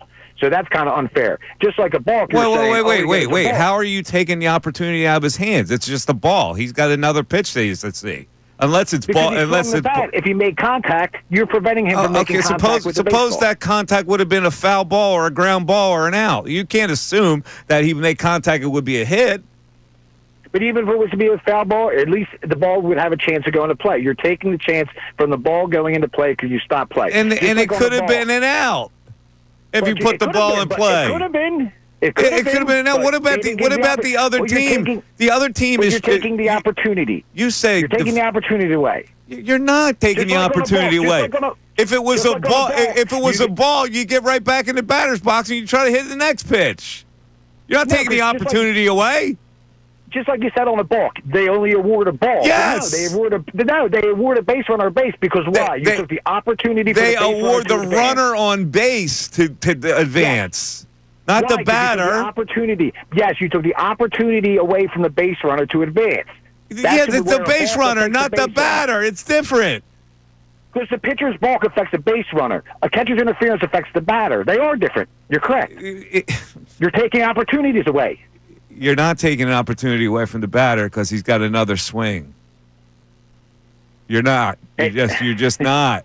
He has another swing. Unless it's a ball four. Unless it's a ball four in which he's awarded a base, you're not taking his opportunity away. He just gets in there and faces the next pitch, and he's ahead in the count. What if he hits it right, and the glove goes flying into the field of play along with the ball? Then now, where do we go there? It's still catcher's interference. It's a ball. And it's just a ball? Yes. That's preposterous. You're presuming that it's something good is going to happen if he makes contact. You can't presume that. No, I'm not presuming that, but I want the opportunity, good or bad, for an opportunity. You're taking an opportunity away from a batter. You're not. You're getting the opportunity. Say it's ball two. He's got 2 more pitches to look at. We'll agree to disagree on this one. I don't know where you're disagreeing. You said it's taking away the opportunity. It's not taking away the opportunity. He swung the bat. Yeah, but he's got another chance to swing the bat, maybe a couple more times. But that pitch is what he's swinging at. He liked that pitch. Okay. Well, then he'll find another pitch that he likes, where he'll take it and he'll walk. And I don't care if you're against the Phillies. Just give the other opportunity. Like, oh, okay, you know what? You're pro this because the Phillies won, Nick. Come on. All right, let's do some general knowledge. All right, the general knowledge is the musical acts by the letter N. Huh. All right, let's go with this one here. 1997 to 2002, this band. The song is Bye Bye Bye. Who is the band or the artist? In Sync. Correct, Mundo. Hold on a second, Nick. Nick, with the big answer, puts the audience ahead now. 2-1, Ray. All right, Ray. 1994, 1997, this artist. Mo Money, Mo Problems. Oh, crap. Or Hypnotize. Mo Money, Mo Problems, or Hypnotize. I know. This is upsetting to me. So I'm going to be mad when I don't get it. Starts with an N. I know. Nas is the only rapper coming to my mind. So there's your guess. Notorious B.I.G. The audience maintains the lead. 610-632-0975. The news and noon coming up, and your phone calls after this. Now on 97.5 The Fanatic Sports Update. Christopher Sanchez with the complete game. I'm Ray Dunn with this Fanatic Sports Update. Sanchez pitched a complete game on Tuesday night, striking out 12 batters, not allowing a walk, allowing one earned run. He's allowed one earned run in each of his last 6 games, lowering his ERA to 2.40 on the season. The Phillies winning last night 4-1. Post-game, Rob Thompson spoke about the performance of Sanchez. Just a fantastic performance. And he's determined he wants to get it done. He wants to finish. He doesn't like coming out of games. If he's in trouble, he wants to get himself out of trouble. He's really grown up in the last couple of years. Phillies will go for a sweep of the Red Sox tonight at 7 o'clock with Jesus Luzardo on the mound. Full attendance for the Eagles as they hit the practice field today for the first time in training camp. Nakobe Dean will begin camp on the active, physically unable to perform list. The only Eagle to be placed on that list. Jalen Carter and Kenyon Green not practicing today due to injury. Jod Campbell and Cam Jurgens are limited due to injury. This update is brought to you by Rapid Radios. Rapid Radios instant push-to-talk walkie-talkies with nationwide LTE coverage. For a limited time, get 60% off and free UPS shipping at rapidradios.com. Use code RADIO for an extra 5% off. I'm Ray Dunn on the home of the best birds coverage, 97.5 The Fanatic and 97.5thefanatic.com.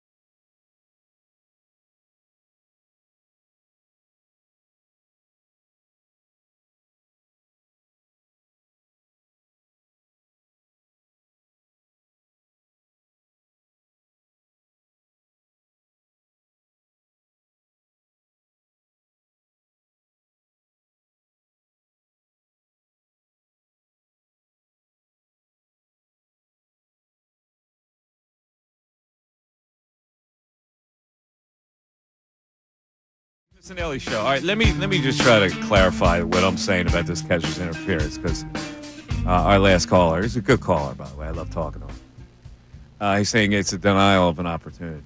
It's not a denial of an opportunity. All right, let's take it. It's a 1-0 count. That's catcher's interference. Now you're up 2-0. By my rule, it's a ball. Now you have a better advantage. You're in a more hittable count at 2-0. Suppose it's 0-1 or 0-2. Catcher's interference, that puts you back into the count. Now it's 1-1 or 1-2. You're back in fighting. And if it's ball 4, then you get the base on catcher's interference. Like, I don't understand the denial of opportunity. I'm just saying it's a weird, and a lot of people say dumb way to end the game on catcher's interference. You don't earn anything. You don't earn a win with catcher's interference. I like the baseball game to be a little more pure than that. That seems to be a flaw in the game when you can win a game on catcher's interference. That's all I'm saying. It's not a denial of an opportunity. Twice in our recorded history has the game ended on a catcher's interference. That's what I mean. It's like, I get it, and it shouldn't happen twice. It shouldn't happen once. All I'm saying is, if a balk is a ball on the hitter, why shouldn't catcher's interference be? Stop interfering. Get out of the way. We caught for centuries this way. Right, if you interfere a few times, it's ball, walk. I don't know. It's still to your disadvantage if you interfere. Yeah, but if they interfere with the pitch that you're going to send down the right field line for 2 bases, you just getting one is you ended up getting punished for what they did. How could you possibly know that? That's the point. You don't know what kind of contact you're going to make. You don't know what kind of contact they're going to make. That's right. That's why you're getting first base. They're not sending you around the bases for a home run. Come on. Get out of the way. The Phillies won the game on catcher's interference, which is why most people go, there's nothing wrong with that. No, it's happened twice. That's why no one's concerned about it. Well, man. You're fixing a rule that's only ever come up twice. Stop it. It's a flaw in the rules. Because it doesn't happen much, it hasn't been studied much. But me, as the 17th general manager in the back row, would always have these kind of thoughts, right? You see why they need to employ me? No. Actually, if you're taking up your time with this, I want you sent down. No, this is scout. This is the topic when everybody assembles in the room and you just sit down with a cup of coffee. This is not the official. This is just like random thoughts popping out. And that would be my random thought. Why does catcher's interference give you a base? You're raising your hand in that room. I am. Where you have 17 superiors. Mr. Baseball, Hall of Famer Jason Stark. And he paused. He said, I never really thought about it. I let people think about stuff. That's what I do. And I thought about it. And I'm still against it. Well, you're not a second-level thinker. That's fine. I have plenty of real estate on the first level. It's very comfy here. I understand why people aren't second-level thinkers. I happen to be blessed with being a second-level thinker. I don't begrudge others who don't think second level. I was number one. You'd still be my buddy. It's 12 o'clock. It's the Mike Missanelli Show. It's 97.5 The Fanatic, WPEN HD1, Burlington, Philadelphia, Beasley Media Group Station. Broadcasting live from the Comcast Business Studios, powering possibilities. And our 12 o'clock hour is brought to you by Service First HVAC, offering 0% financing for 48 months, rebates, and tax credits up to $4,300 when purchasing a heating and cooling system. Learn more at ServiceFirstHVAC.com. At 12 o'clock, it is lunchtime, but it is also time for the News at Noon. There's a whole lot going on in this world. It's time to catch up. Here's the News at Noon. 97.5 The Fanatic and 97.5thefanatic.com. All righty, the News at Noon, believe it or not, starts with a little concert talk. Ray, what do you got? Yeah, I'll be honest with you. I don't think I've gone non-sports in the News at Noon, maybe in the existence of this entire segment, but this was too funny for me because we've talked about Oasis on this show before, and I think everyone that has internet is aware of what happened at the Coldplay concert last week. If you haven't, I'd advise you, get internet or talk to someone you know that's online, because it's a very funny story of the couple that got caught in an affair at that Coldplay concert. Now, Oasis decided to hell with that. So at one of their concerts, they wanted to let the fans know, we're going to play a song that's going to make you lovebirds out there enjoy it. but we're not snitching on anyone. We don't care. Right then, do we have any lovebirds in the house? Don't worry, we ain't got any of that Coldplay snidey camera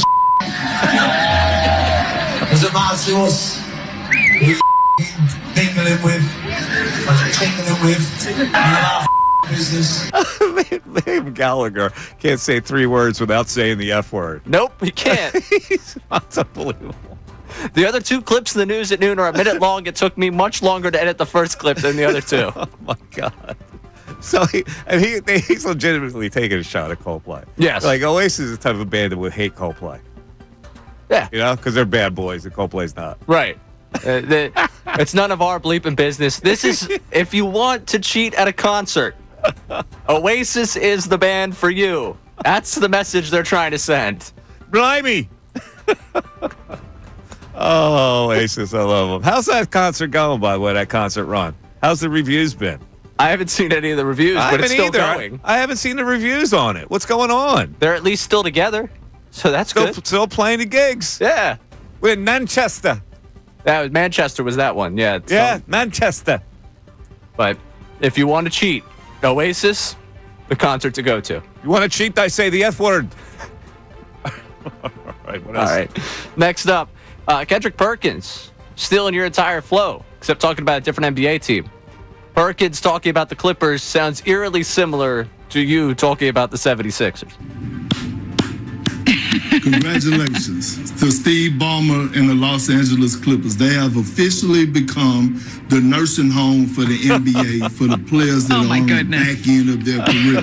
No, I'm serious, because if we think that this is about to move the needle for the Clippers for us being a competitor, not just a title contender, but competing in the tough Western Conference, it's not.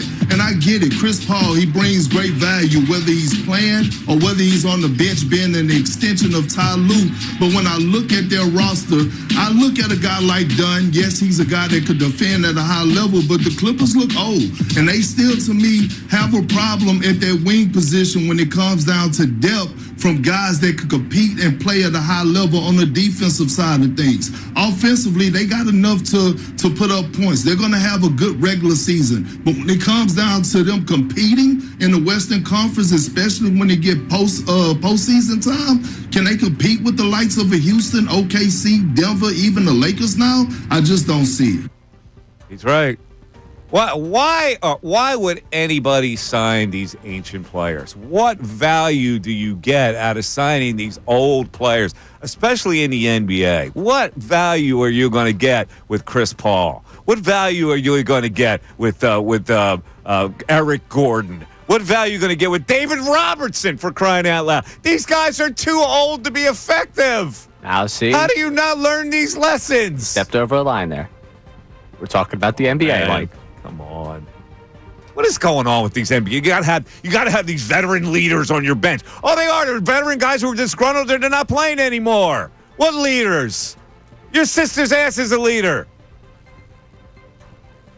And that's a sandwich, by the way. So I'm really referring to the sandwich, not your sister's ass, legitimately. Good. Right? Way to clear that one up. Yeah. All right. If you were going to get in trouble for that one, I think it would have happened already, Mike. Your sister's ass sandwich is a leader. All right, last one for you. Go ahead. I think I've finally found the perfect Jerry Jones take. And this comes courtesy of Kevin Clark from ESPN. I think who's Kevin Clark? Perfectly. I don't know. Works for ESPN. I don't know who that is. He's got the perfect Jerry Jones take. All right, go ahead. He lined it up with just about precision on what Jerry Jones cares about.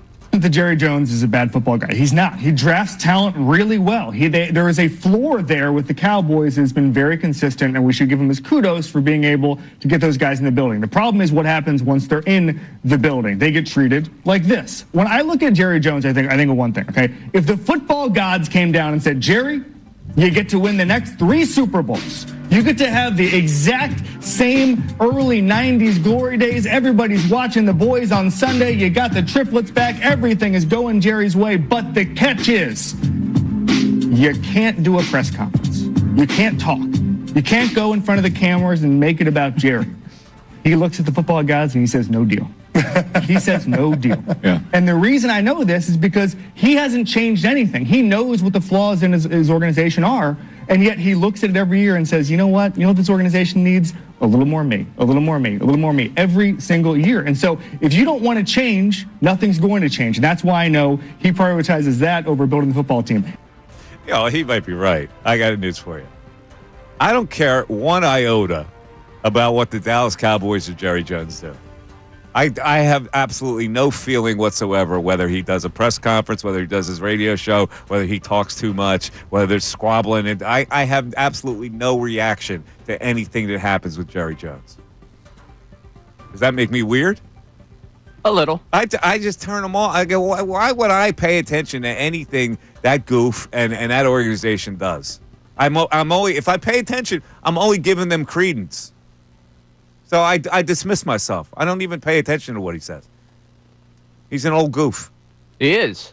But he's an old goof in the division, which is great. But as long as they're like they are, they're not a viable contender or a threat to me. Yeah, all it took was the start of training camp and him talking for me to realize, I don't have much to worry about. Yeah, I mean, come on. Let him do what he does. He's the owner of the team. He's got an ego problem. He's got whatever. It's not my problem. Knock yourself out. Yeah, but it's our solution. Yeah. Takes out one of the teams in the division to compete with. If it takes it out, it takes it out. You still got to beat him on the field, no matter what he says. Yeah, but he could cause problems for that team that leads onto the field. Cause problems for who? The Eagles or his own team? His own team. Well, that's why I don't care. Because problems for his own team, why do I care? Because you'd love to see the problems for them. I don't really care about their problems. I know the Eagles organization is superior to the Dallas Cowboys and has been for a really long time. And for me to worry about the Dallas Cowboys only gives them power. And I refuse to give people power who don't deserve it. I like to see them suffer. All right. We're different. 610-632-0975. We got Garrett, Jamie, and Tony want to play General Knowledge. It's coming up on the Mike Missanelli Show. Back after this.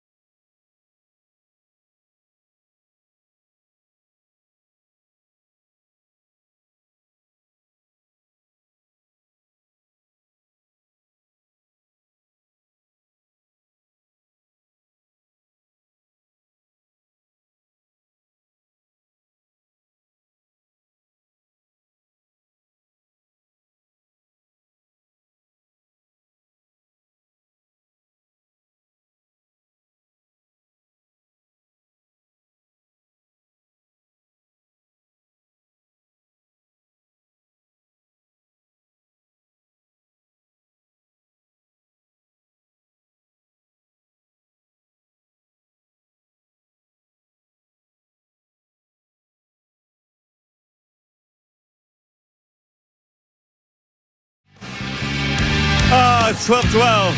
It's Mike Missanelli Show, 97.5 The Fanatic. I finally got the coffee, right? Go ahead. Hurry up. Make that coffee to go. Let's go. What are you doing? It's a joke. Put the pot down. You going to take the coffee? Great line from Goodfellas. I just did a scene from Goodfellas. Right. Movie I've seen. You've seen it? You know what I'm talking about? Carbone. No, make that coffee to go. Let's go. And he's going to take the pot with him. What are you doing? It's a joke. Put the pot down. You're going to take the coffee? Well, after they zipped slacks. Ah. Yeah, in his bedroom. They splattered him. Yes. Yeah. I forget that scene. I'll be honest with you. You forget that scene? Mm-hmm. I've seen Goodfellas once. I don't know if I've hit the quotable. Oh, really? Yeah, it's Samuel L. Jackson. Yeah, Samuel L. Jackson's in the scene. I believe he answers the door. You guys got coffee? What, I look like a caterer? So many lines in that movie. They're great. All right, should we get back to the phones? Wait a minute. Can I say one thing? I have to get this off my chest because I've been seeing retorts on social media about this. The President of the United States is advocating that he's going to withhold funds from the Washington Commanders unless they change their name back to the Redskins. And I actually saw some support for this online. Now, who with half a brain does not know that that's a derogatory term? Like, I don't understand how people can look at that situation and go, yeah, they should go back to the Redskins. Like, what is wrong with you? What is the problem with you that you don't know that that's an ethnic slur? There are some things in this world that I just do not understand. It's like, how does life change for you if the Redskins are called the Commanders? Like, what is your problem? All right. I had to get that off my chest because I've been seeing it on social media. Well, I don't know why they have to do that when they keep the Braves. And do you not understand the distinction? The Braves is something that indicates courage. Indians are from people from India. That's why the Cleveland baseball team changed to the Guardians. It became a slur to Indians to be called Indians, the Native Americans to be called Indians. Well, these are so simple. It's like it would make the world so much better if we fostered some kind of better understanding about these things. All right, let's get back to the phones. Let's go to Garrett in Medford, New Jersey. Garrett, you're on 97.5 The Fanatic. Garrett. Mike, how are you? What's going on, Garrett? How you doing? I'm doing good. I wanted to talk about the catcher's interference thing. Yes, sir. I think the thing, and normally we agree. I disagree with it, and I'm a little late to the party. So you're saying if it was catcher's interference, it's only a ball. Did the runners advance? No. The runners would not advance. Okay. Yeah. What if they were stealing? If they were stealing, then they would advance. Okay. Because, well, what I'm trying to understand is, so, like, if the guy doesn't swing the other night, right? Yeah. And that catcher reaches out and grabs that ball before he should, if the guy was swinging, he probably tags Harper out. Oh, you're talking about the second one. The second interference. The one, yeah. The one at home. Yeah, So he's trying to get an advantage by sticking his glove into the batter's zone. Yeah. So if he does that and catches that and tags the runner out, obviously there's an out. But if he swings at a pitch and gets that catcher's interference, I don't know why you would want to award it a ball, especially imagine if the count was 0-2. You're a baseball player. Yeah. If the count's 0-2, right? Yeah. And he makes a mistake, then you give him a ball. Well, now he's got 3 more pitches, and you were a pitcher. Now he's got 3 more pitches to make his pitch while the pitcher makes a mistake on the 0-2 pitch. Yeah, I'm not. You're overcomplicating it here with numbers.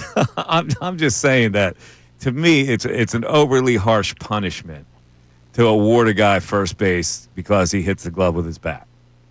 That's all I'm saying. I think you're making it unfair for the offensive player compared to the Yeah, defensive I'm not player. making it unfair because I am actually rewarding him with a ball.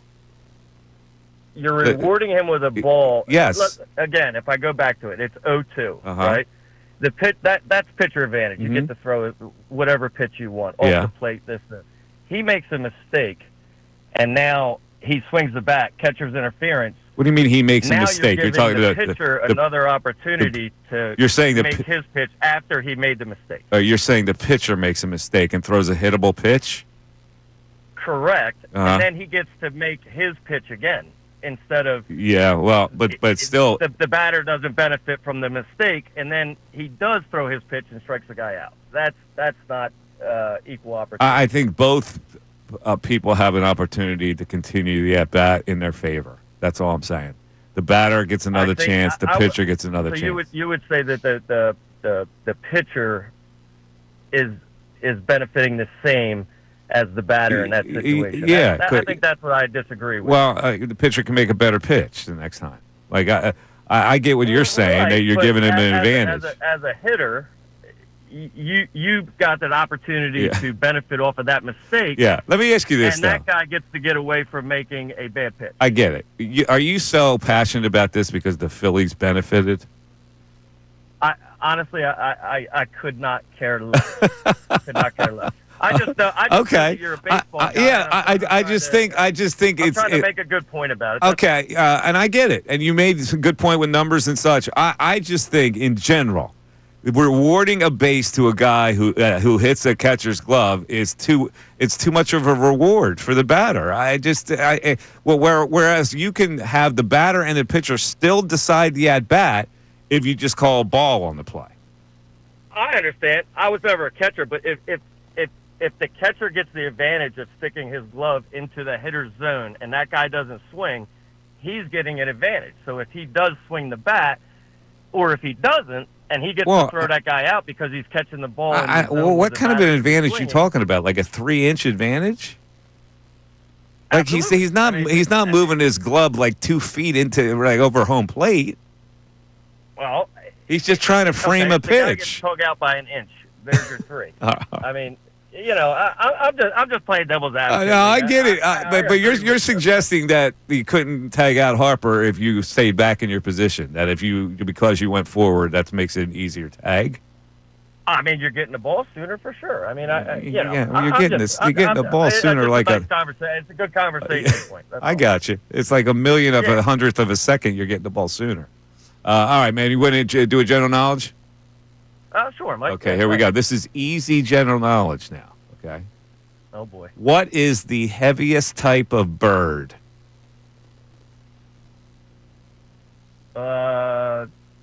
Ostrich. That is correct. Hold on a second. Garrett strikes with the audience's third correct answer for the Offspring tickets. Ray, easy general knowledge.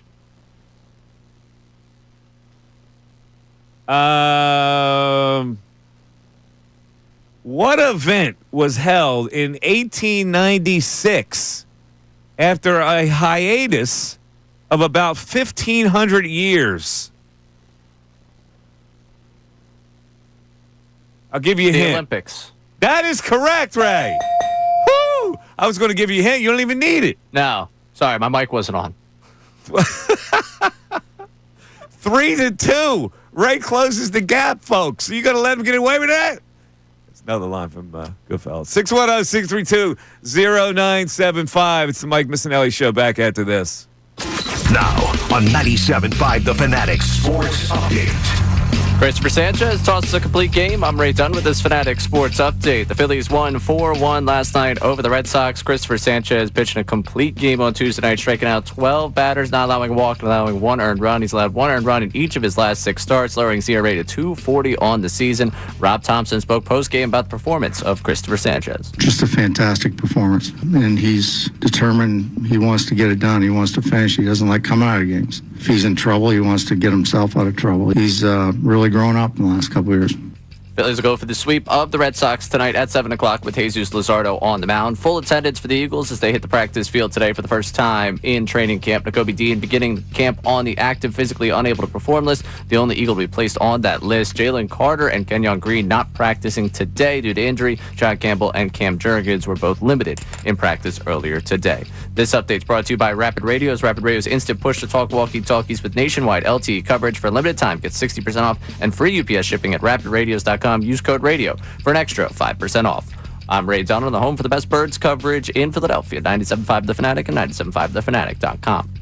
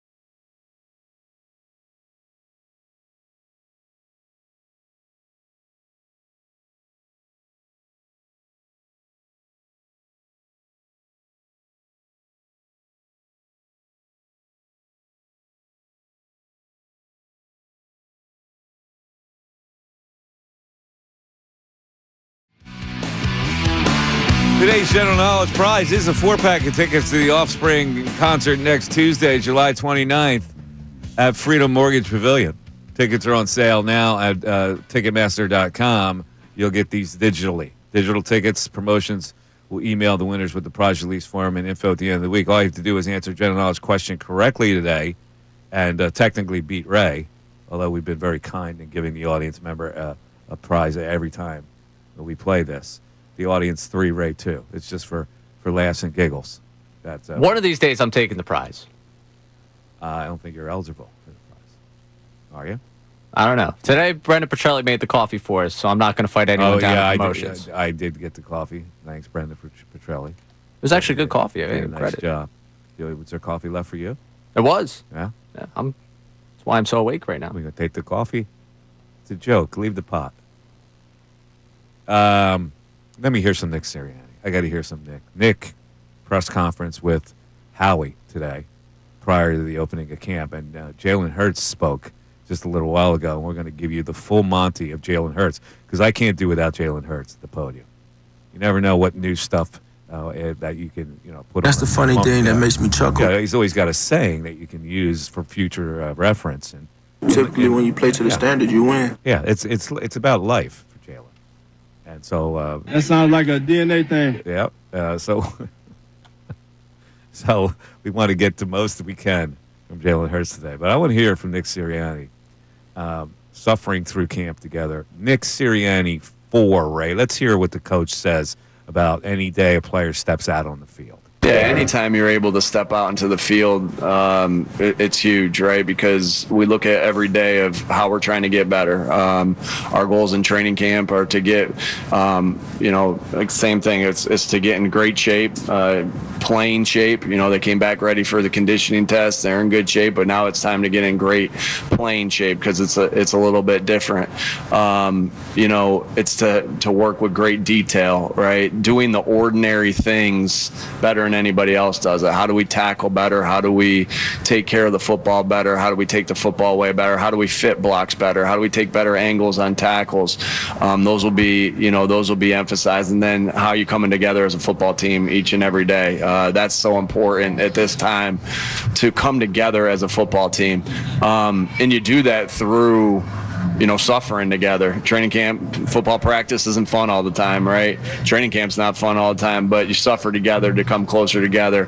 And so not only Jihad, but our entire team, we're trying to focus on, that conditioning, our detail, and also coming together as a football team. Yeah, about suffering. And I want to hear Howie Roseman praise Sirianni because they're tied at the hip now. They do press conferences together. It's awesome. So Howie Roseman's 7, Ray. Let's hear it.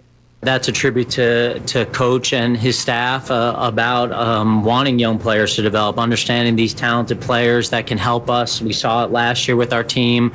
Really, we've seen it since Nick's been here that they want the best players to play. And if they're young players with incredible talent, that's why you're drafting guys high. And it's a great opportunity for our young players to understand that playtime is available. And that's going to be sorted out through competition, through every day. There's not a day that goes by that we don't talk about this roster, including in the off season, and talk about what we're looking for and what we're seeing and what we really need. And so I think our message to our players is go compete, and let things lay out there. And it doesn't matter if they're here 1 year or 5 years. Obviously, I think on defense we only have 3 guys over 25 years old, but they've been playing football for a long time. And finally, as a further example of how focused Nick Sirianni is. I'm talking 3 Mad Elves in on a parade route. Howie Roseman, 10. I'm very fortunate to have someone sitting next to me who's thinking about that from the time the season ends, the confetti falls, and he's talking about what we're doing next year, and he's thinking about ways to improve. He's constantly evolving his thought process. He's picking the heads of every expert we have, not only in this building, but throughout this league and every league. And I have tremendous confidence in his ability to get our team ready to play. And so I defer to him on those things, and the conversations that we have where he's telling me the why of it is so in-depth and so well thought out that it makes me sleep really well at night. Wow. I mean, it doesn't get any more clear than that. Here's Howie with a welt on his head from getting pelted with a beer can. Nick Sirianni having a couple in him, and they're talking about next year as the confetti flies. Right. Can you picture it? I could picture it, Mike. Screw Mattress Firm. Screw Tempur-Pedic. Screw all the sleep, the bed, all the best pillow brands. What you need to sleep at night is having Nick Sirianni as your coach. I'll tell you what, everything is hunky-dory. Everything is smiley. I love it. All right, let's go back to the phones. Jamie in D.C. checking in. What's up, Jamie? What's up, Mike? How What's you up, doing? Ray? How are you guys today? We're fantastic. Hey, Ray, how do you take your coffee, buddy? You take it black and bitter, or you put some cream in it? I'm a sugar guy with the coffee. He's sugar. A little sugar, maybe a little milk. He puts a little coffee in his sugar. Yeah, right. Hey, Mike, love listening to Jason Starr. Man, guy just talks baseball. He's soothing to the ear, and his outlook, obviously after last night with Sanchez and his dominant complete game performance, falls right in line. You and I have gone back and forth. You're ready to sell the farm. I'm kind of more traditionalist. I want to hold, and so yeah. All right, hold on. I don't want to sell the farm unless it's really noteworthy. Like the deal I would sell the farm with would be Rooker and Mason Miller from the A's. I wouldn't sell the farm for anything short of that. He did say that he's trying to line up some chips, so I'm kind of cautious about that. I hope he doesn't sell too much for a closer or for somebody. Yeah, but I got to ask, like, what do you get out of not selling? What do you personally get out of not selling? You win with the team you got. Well, that's right. But you're worried about the prospects more than the actual result, and you can't win with the team you got because you're not good enough. Do you think you're good enough? I said it about 2 or 3 weeks ago when I called in. This team can win the World Series. You think they're good enough right now with the bullpen the way it is? Yes. Okay. I do. I think you have.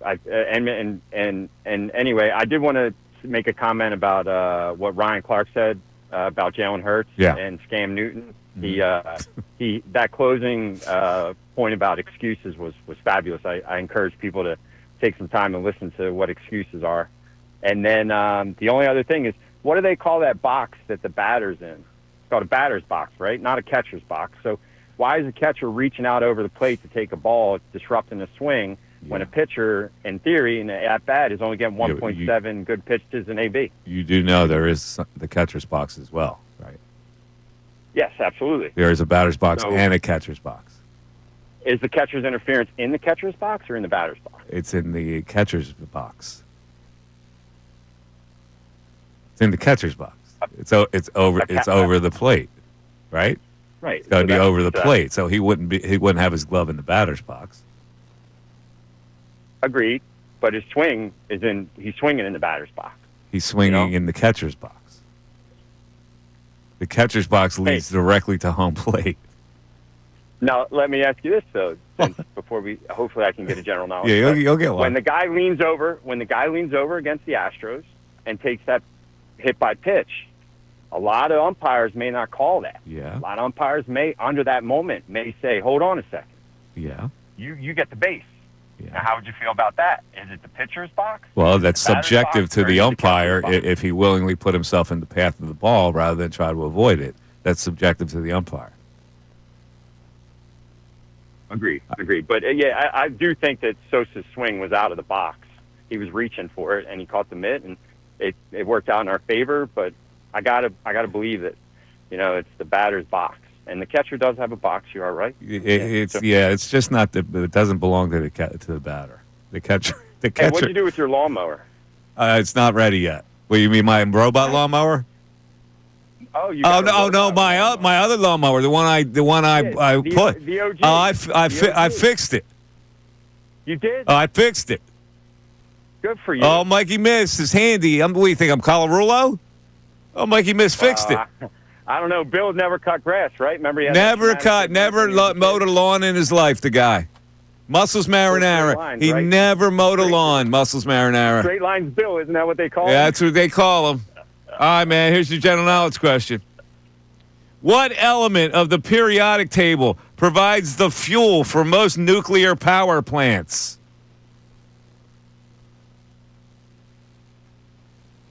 Petroleum? Incorrect.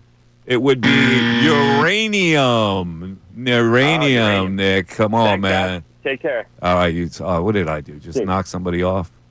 Who was I just talking to there? Yeah, you knocked off Nick. This is a very confusing board. I knocked off Nick. Nick, call back because I just knocked you off inadvertently.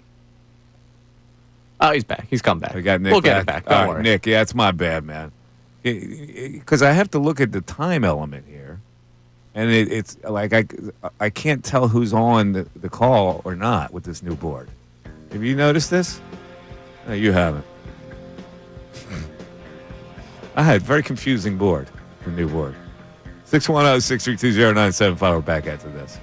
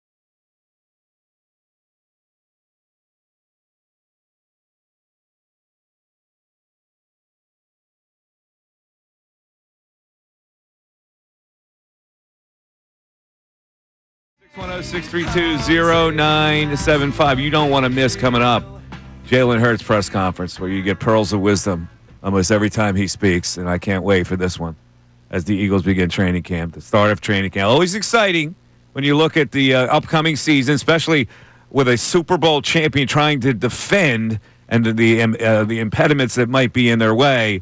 Again, people ask me all the time, well, what do you think of the Eagles? I go, well, what do you see? And they go, well, they're good. I go, they're really good. They're pretty good. In fact, The Athletic had them as the number 1 ranked team, right? That's right. And somebody else had them as number 2 behind the Ravens. That would be ESPN. ESPN had them number 2 behind the Ravens. The Athletic had them number 1. Well, what do you think? They're good. They're a good team. I think we get to a point where we go, we try to create worry that where there isn't worry. Like I said, I don't think they're going to have the same year as last year.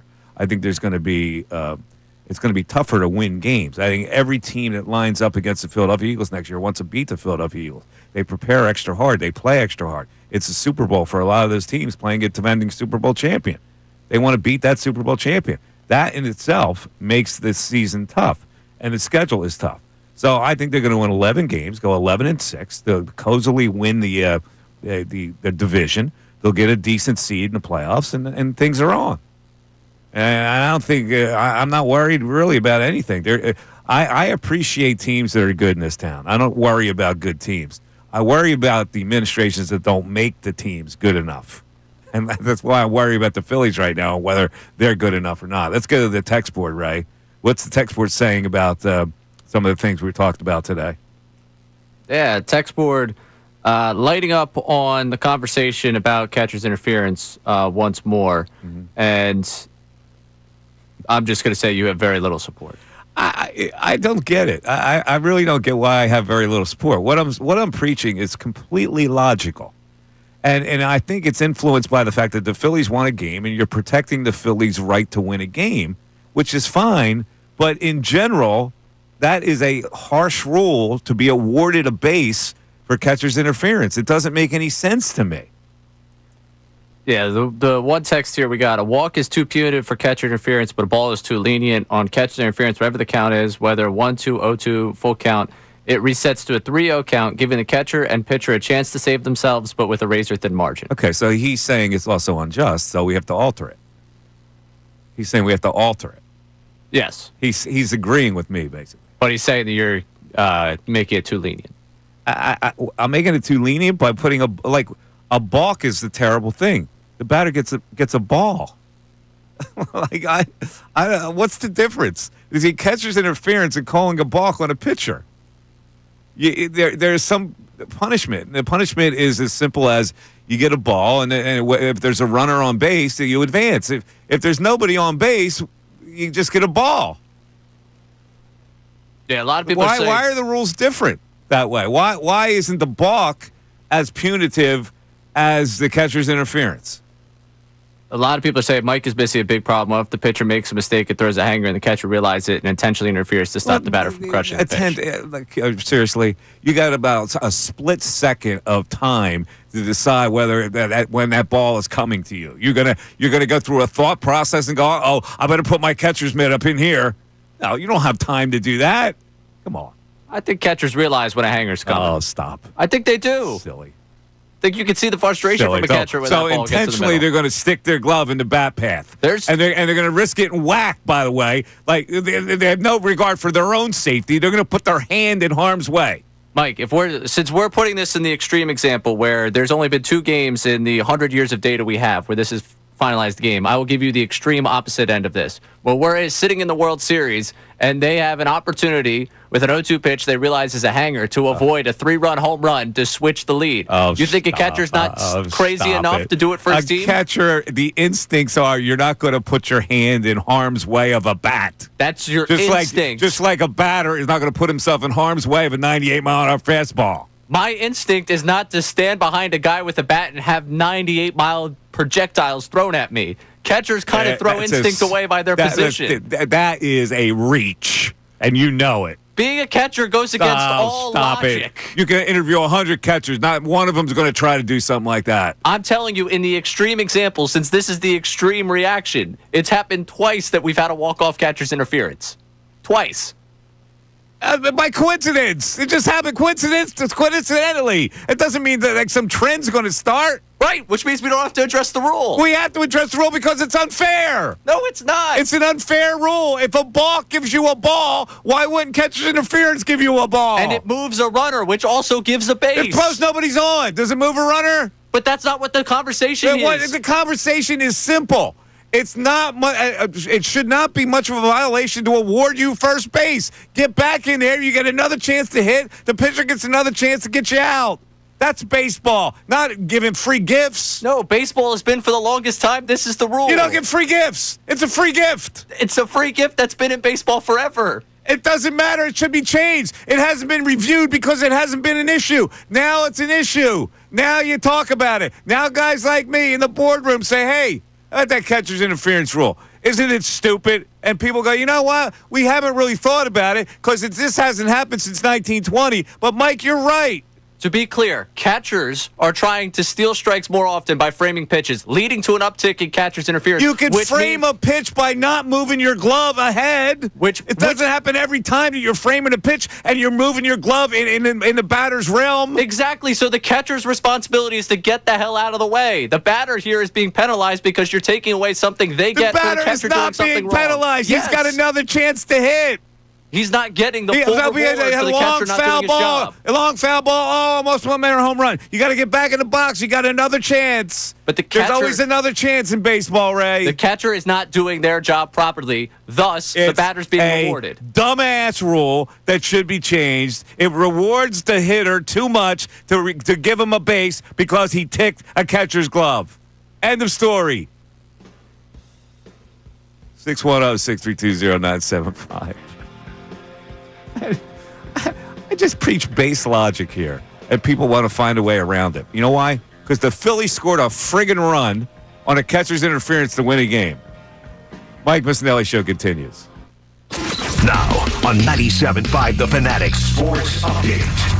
A complete game for Christopher Sanchez. I'm Ray Dunn with this Fanatic Sports Update. Christopher Sanchez pitched a complete game on Tuesday night, striking out 12 batters, not allowing a walk and allowing one earned run. He's allowed just one earned run at each of his last 6 starts, lowering his ERA to 2.40 on the season. The Phillies won the game 4-1 last night. Post-game, Rob Thompson talked about the performance of Sanchez. Just a fantastic performance, and he's determined. He wants to get it done. He wants to finish. He doesn't like coming out of games. If he's in trouble, he wants to get himself out of trouble. He's really grown up in the last couple of years. Phillies will go for the sweep of the Red Sox tonight at 7 o'clock with Jesus Luzardo on the mound. Full attendance for the Eagles as they hit the practice field today for the first time in training camp. Jacoby Dean beginning camp on the active, physically unable to perform list, the only Eagle to be placed on that list. Jalen Carter and Kenyon Green not practicing today due to injury. Jahad Campbell and Cam Jurgens both limited in practice today. This update is brought to you by Rapid Radios. Rapid Radios instant push-to-talk walkie-talkies with nationwide LTE coverage for a limited time. Get 60% off and free UPS shipping at rapidradios.com. Use code RADIO for an extra 5% off. I'm Ray Dunn on your home for the best birds coverage, 97.5 The Fanatic and 97.5thefanatic.com.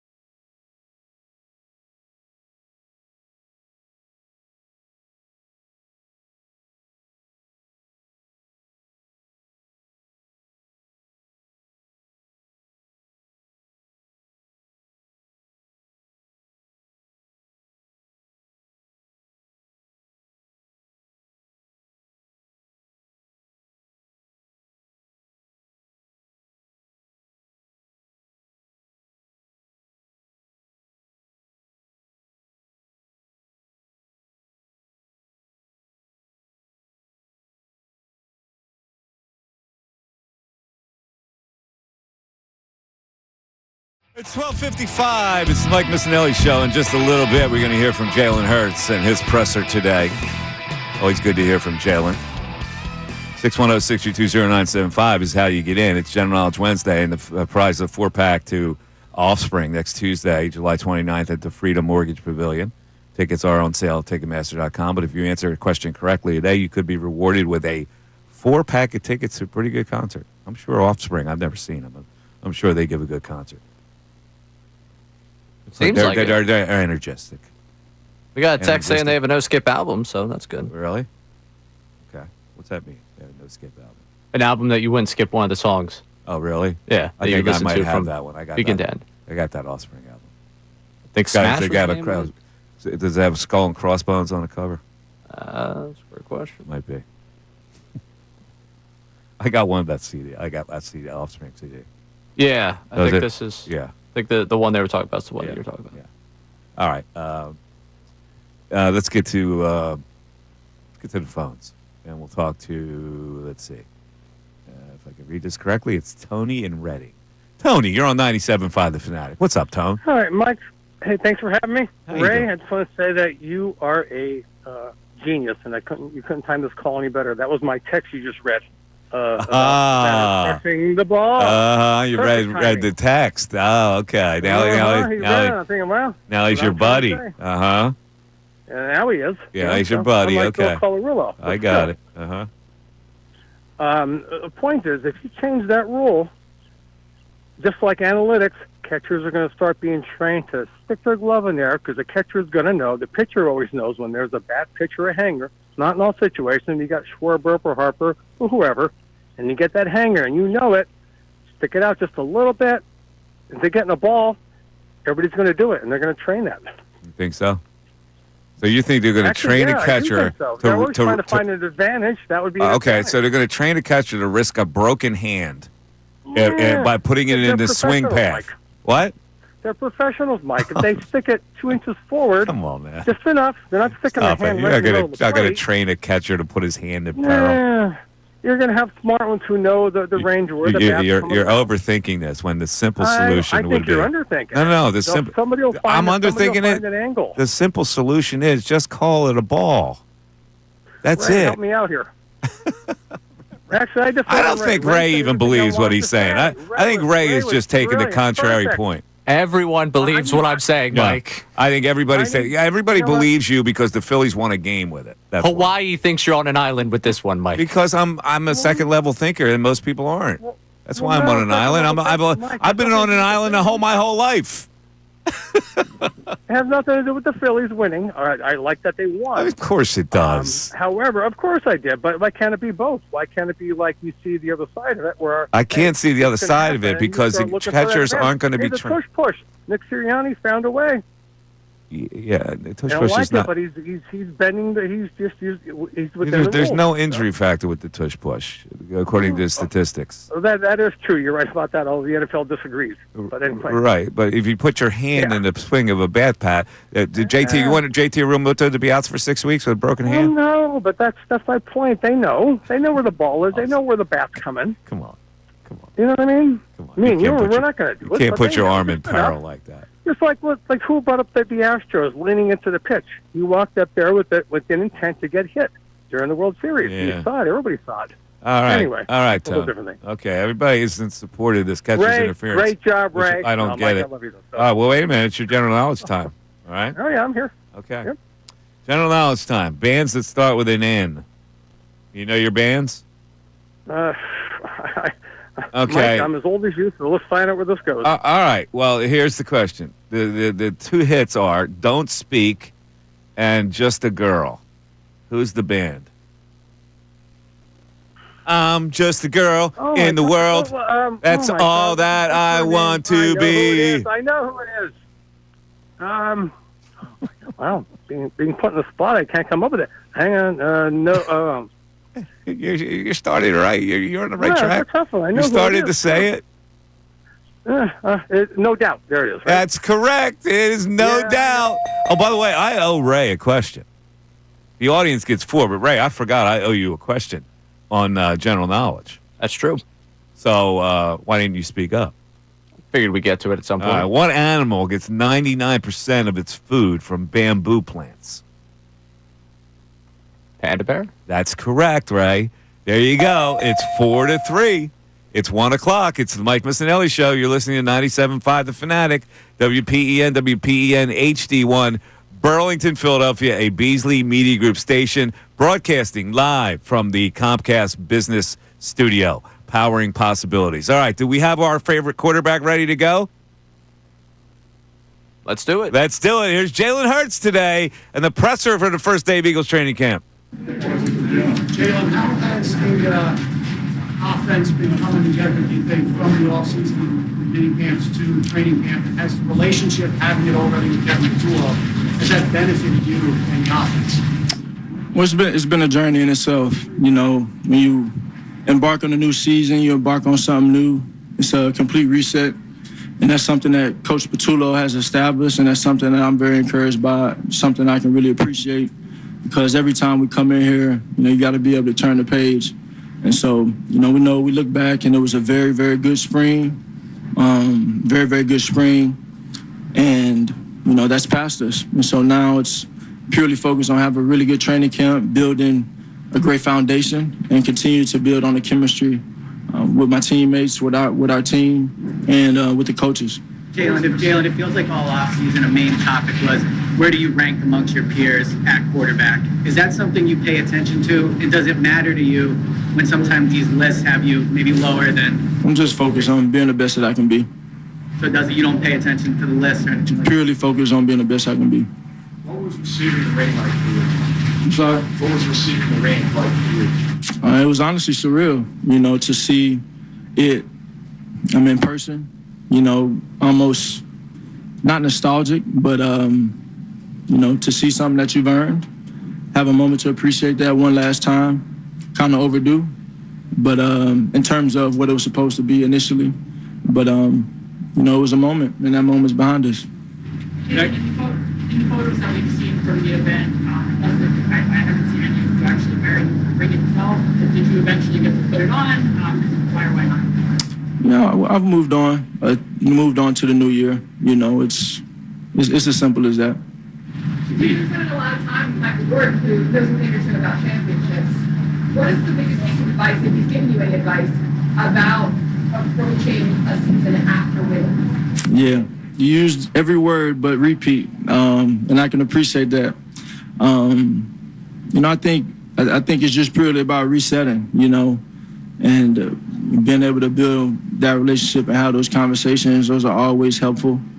Something I look forward to and appreciate. Ultimately, it's a new journey. It's a blank canvas, and we are who we are. We have what we have.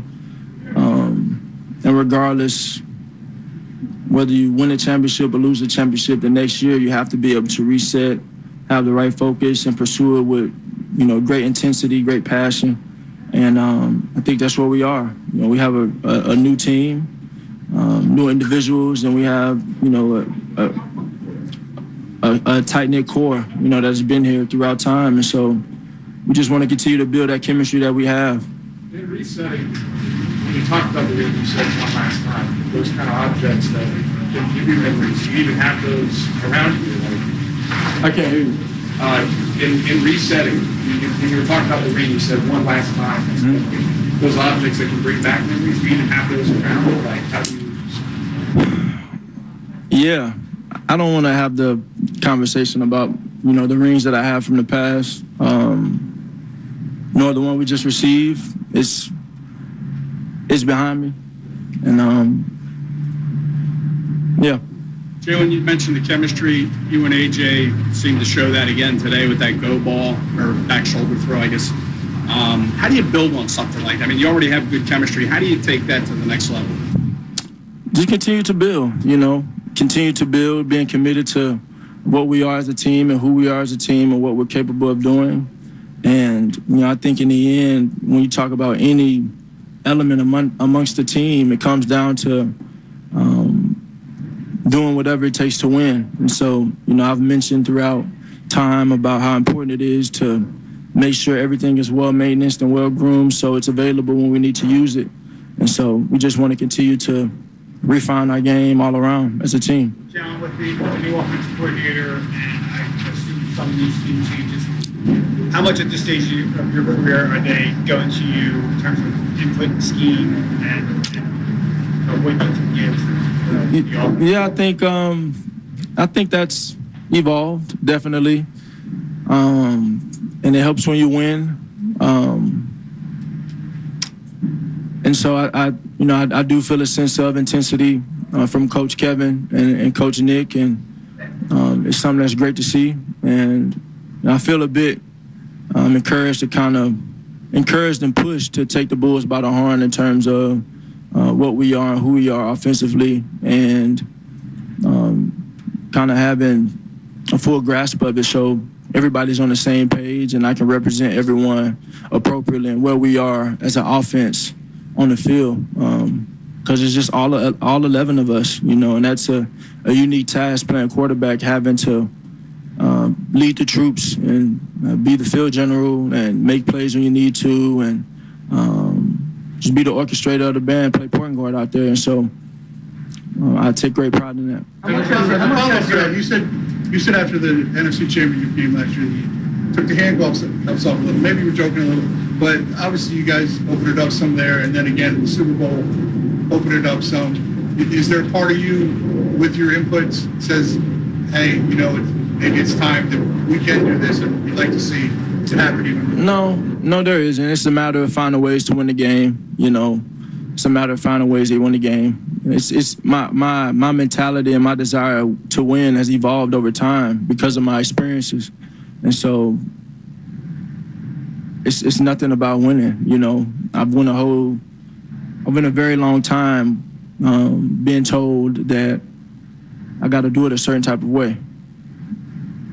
That didn't get me the win when I did it the way that everybody wanted me to do it, and so that's something that I carry with me, and I'm speaking specifically towards, you guys have seen the speech where pregame speech before last year's final game, talking about having the opportunity to go out there and kind of go prove yourself on a big stage. But when you put so much energy towards the product and performance, you kind of lose sight of what the main thing is in winning. And so I think having that loss has done nothing but motivate me from that point on in 2022 now to just find ways to win regardless of how it looks. And so my input and my voice in something will not be a proponent of projection to what you can see in any area of the game. It's just a matter of trying to find ways to win. That's all that matters to me. And I just want the team to have that same mentality as well. How much has your approach changed over the years when it comes to that assertiveness within an offense? Well, I think those things are earned, and I think, from staff to staff and from coach to coach, that changes and how much they listen. Ultimately, you want to go out there and have a sense of comfort in what you're doing. You want to be open and be embracive of new things, and that's something that I've always prided myself in. And so regardless of what the journey is, what the journey has been, or what the circumstance is, I just sit there and have a mentality of being my best self, given the situation, and being the best that I can be, and just keep working and really keep striving to improve, and inevitably it will come. After your responsibilities in the last term, taking that over, as you proved it over the course of the season, but do you feel any more comfortable this year than you did last year in that capacity? I think those things come with time. I feel the same exact way as I felt in terms of the response to your question as I felt as a rookie. You get more and more experience, you get more and more comfort, and so you have to match that experience with hard work so you can continue to grow and excel and have success. What is it about the word repeat that you want to stay away from it? It's a new journey. It's a new journey. It's a new season, and those things are far behind us. The past is behind us, and the future is too far away. So we have to stay present and worry about right now. And this is a new team, a new journey. But ultimately, we're here for the same collective, and so It's about finding ways to win, and right now is the time to build the foundation to do so and continue to build that chemistry as a team. All right, there you go, Jalen Hurts. He speaks in a lot of cliches, but he did say some things. He said this has been a journey in itself, which was the first inspirational quote I got. And he ended it with the past is the past, the future's too far away. I like that line. Stay in the middle. You got to be present. I like that line a lot. When he was asked about his rank amongst his contemporaries, he said, I focus on being the best I could be. That's all he answered with that. The rings things says that the ring is surreal. It's a surreal moment, but that moment's behind us. We moved on to a new year. It's as simple as that. They use around the place every word but repeat. It's all about resetting. It's a new journey, and he's going to take the bulls by the horn, which is a pretty neat feat to take the bulls by the horn. You could take maybe a bull by the horn, but if you take the bulls by the horn, you got to have dexterity with both hands. He's a talented guy, Mike. Yes. Open it up, they said. You're going to open it up this year? He goes, no, we're going to find ways to win the game. And that's basically what he said. He said, if you're expecting me to break the passing record for a season, don't bet on it. Yeah. All right. So that means they're going to follow the same script. But I wish somebody would have asked him, well, if they stop your script, will there be any new wrinkles as far as you throwing the football and any new plans happening? Have you guys discussed that? But, yeah, hey, listen, it was Jalen Hurts at his best. 610-632-0975. We'll take a break. We'll see if you comment on that. Anything you've heard on this particular program. It's still General Knowledge Wednesday. You still have a chance to win those tickets to Offspring. It's the Mike Missanelli Show. Back after this. The Flyers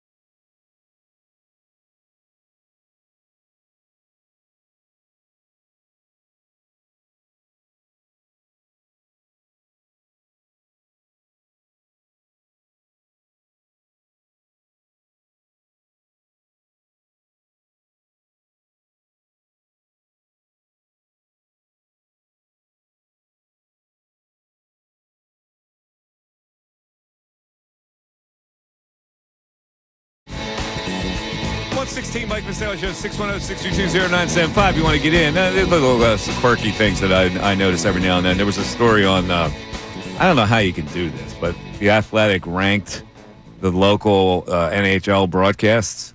Did you see this? Was it a fan vote? Or was it just... No, it was their vote. Oh, interesting. Well, maybe it was a fan vote. I'm not really sure. Let's check it out. Let's see where the Flyers rank. Hold on one second.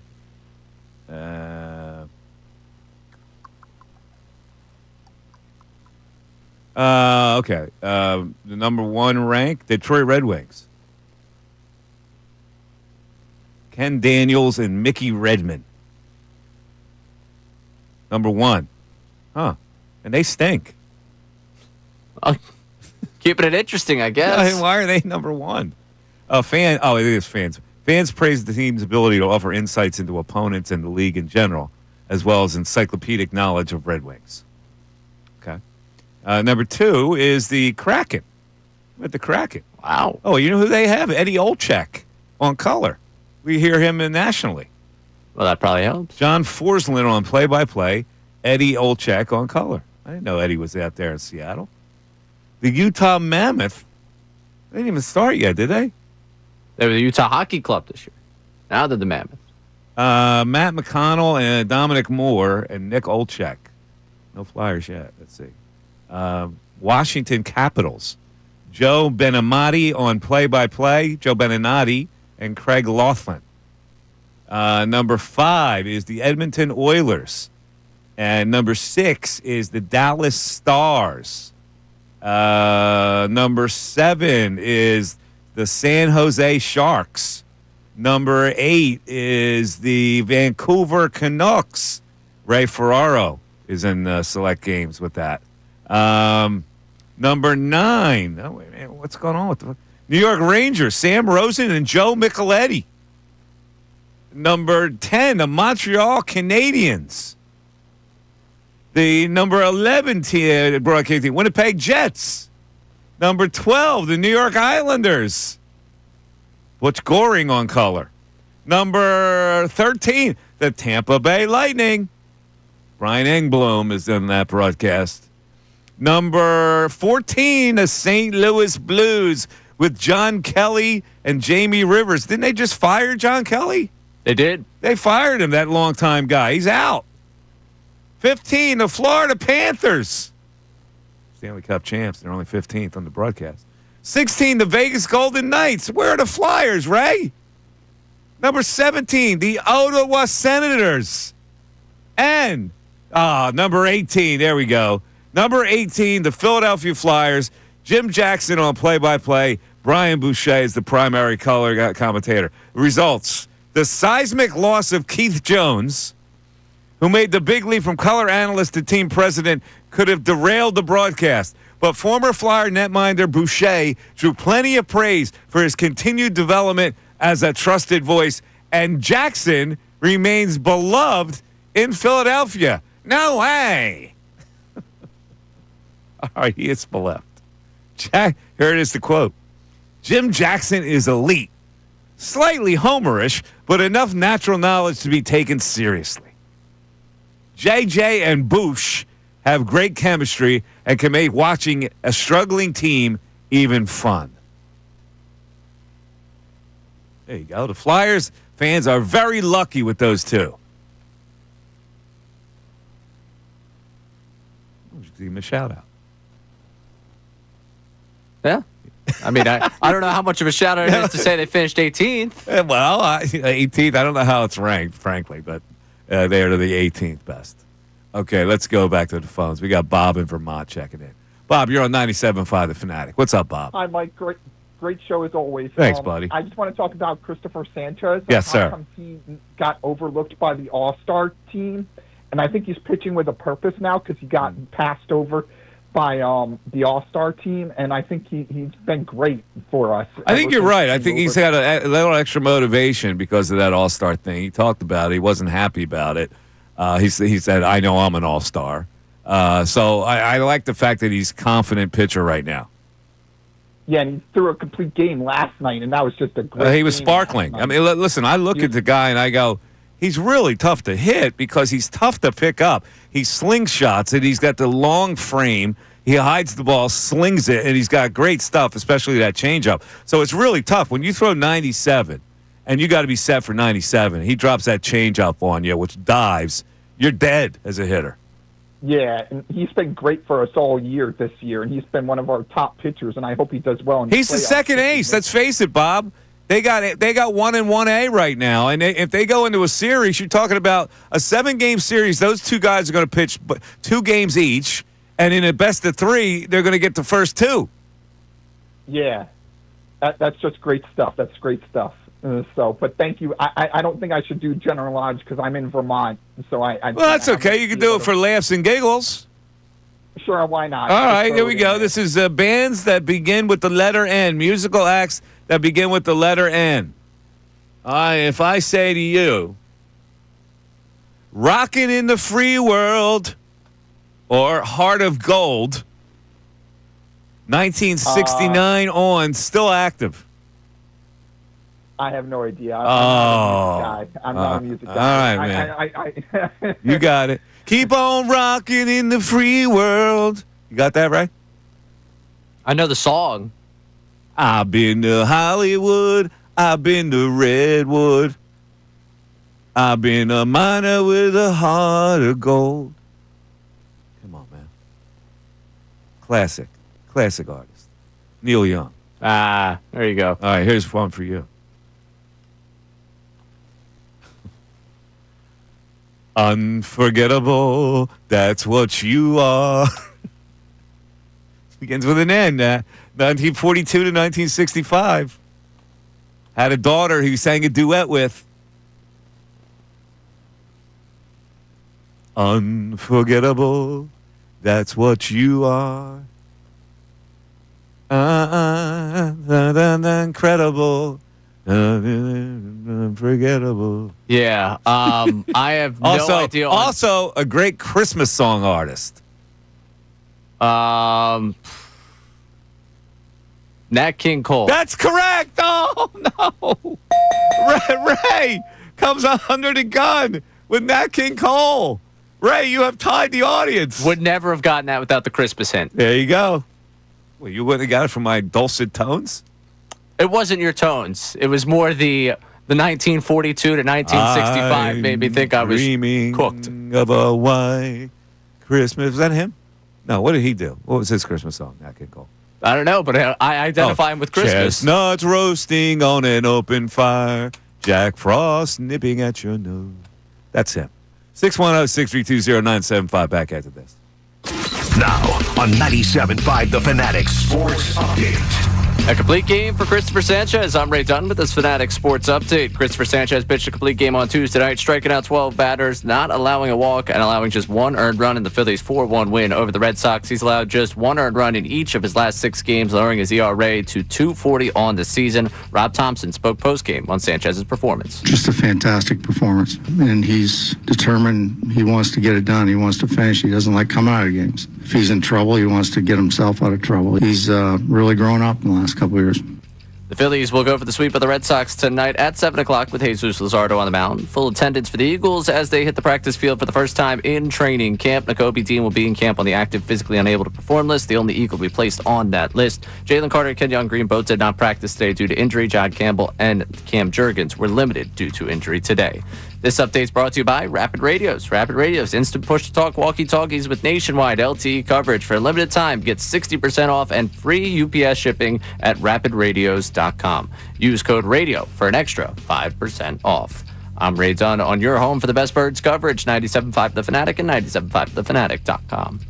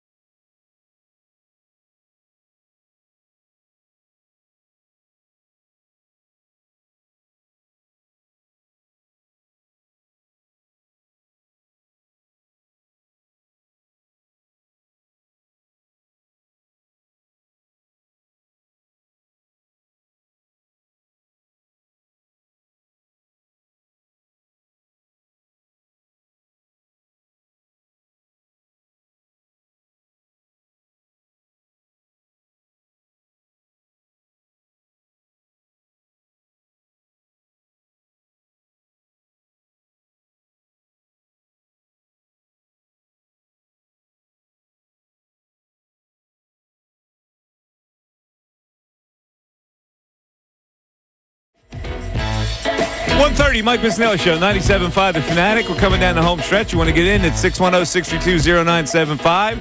It was opening of Eagles training camp day where the head coach spoke right next to the general manager where they exchanged bouquets. And also Jalen Hurts spoke a little bit ago that you hopefully you heard what he had to say and were bedazzled by his words of wisdom, which he always throws out there. The words of wisdom. I love the Jalen Hurts words of wisdom. It's been a journey in itself. And take the bulls by the horn. And what else? Past is past. The future is too far away. I'll put that on a sign. Stay in the middle. That was excellent. The past is gone. The future's too far ahead. Yeah, past is gone. The future is too far ahead. My new apartment. That's going to be what you see when you walk in. I like it. So stay in the moment. But meanwhile, the bouquets that Howie and Nick threw, can we get a little example of that? Let's first of all, Nick, he's got Howie right there, and he's just buffing him. So let's go with Nick Sirianni, number 10, Ray. Howie and I talk every day about, you name it, we talk about it. So huge resource to have Howie. Not in many aspects, obviously, not only the best GM in the NFL of acquiring talent and being great at his job, but also in his experiences. And so, yeah, you reach out to everybody, and we talk about this with the players a lot, right? We say, who better for our young tackles to learn from than Lane Johnson, or how did Cam Jurgens learn the center position so well, besides the fact that he played great in college. Well, Jason Kelsey, the same thing here with how he's been through it, and being able to lean on him in situations like that is obviously a huge resource for myself. Smoochy poo. That's akin to Bill Colarulo and Nick to Howie. Yeah, and Howie gave Nick basically the equivalent of Bill's he did, love as well. So let's go with Howie Roseman, number 7, Ray, and let's hear what he had to say about Coach Sirianni. That's a tribute to Coach and his staff about wanting young players to develop, understanding these talented players that can help us. We saw it last year with our team. Really, we've seen it since Nick's been here, that they want the best players to play. And if they're young players with incredible talent, that's why you're drafting guys high. And it's a great opportunity for our young players to understand that playtime is available. And that's going to be sorted out through competition, through every day.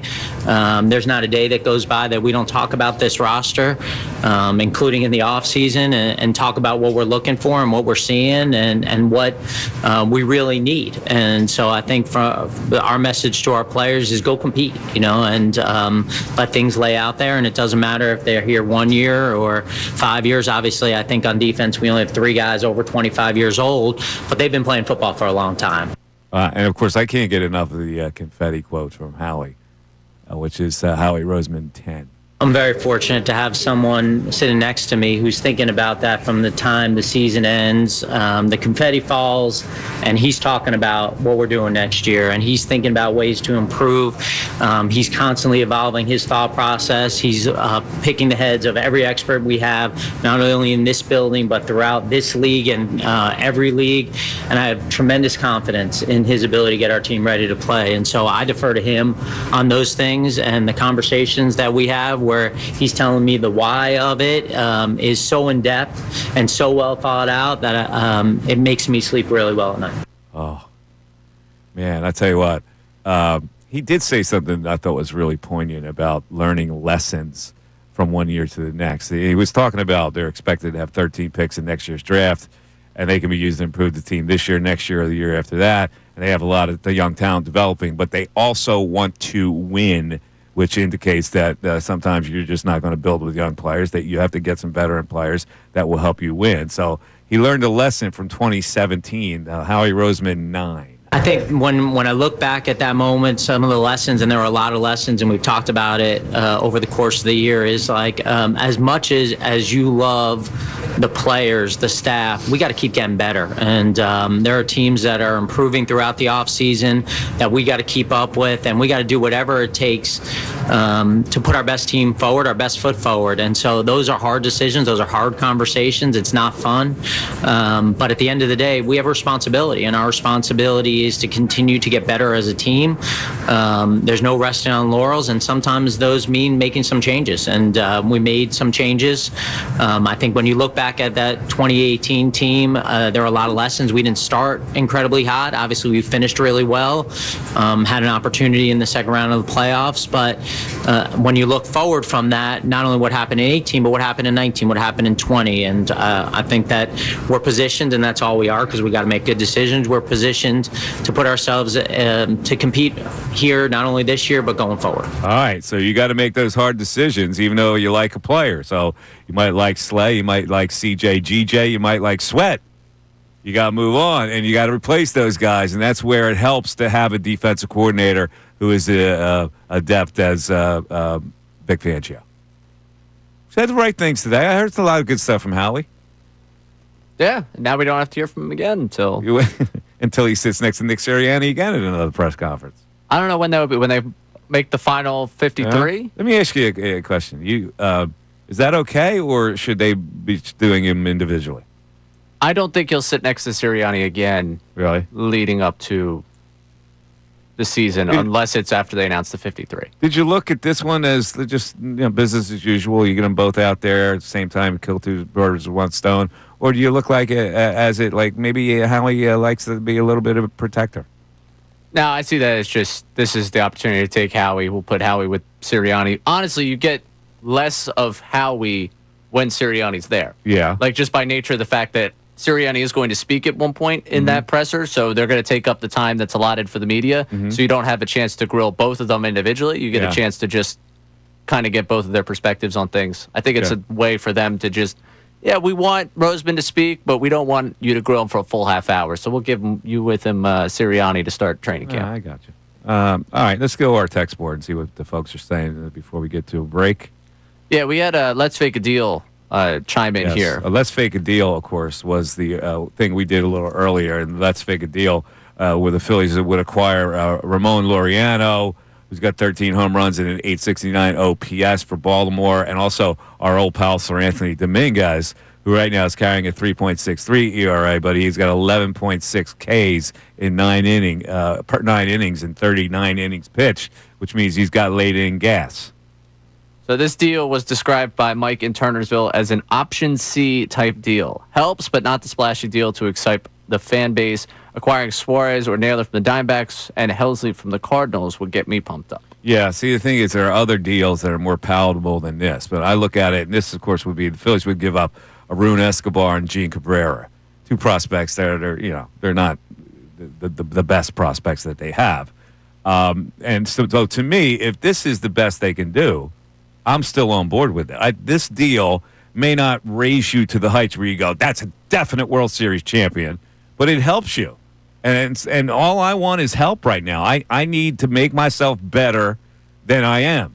And that deal, to me, would be a painless deal that helps you more than it would not help you. I would probably walk away with a similar reaction to what I had to the Hayes deal. Which is nothing. Which is, it's better than what you have. So that's nice. Yeah. But it's an ad deal. Yeah. It's like, well, it's kind of on the guys here to step up at this point. To me, it's an deal. It's not, to you, it's an Yeah. To me, it's an it's nice. Yeah. I'll take it. What can you say? I did something about it. All right, 610-632-0975 is how you break into the show. We are currently tied for the audience and Ray. So we would like at least one more contestant to see if they could break the tie between the audience and Ray, and we still have to decide who our winner would be. So the last man standing might be the winner of the Offspring tickets. Mike Missanelli Show. It continues after this.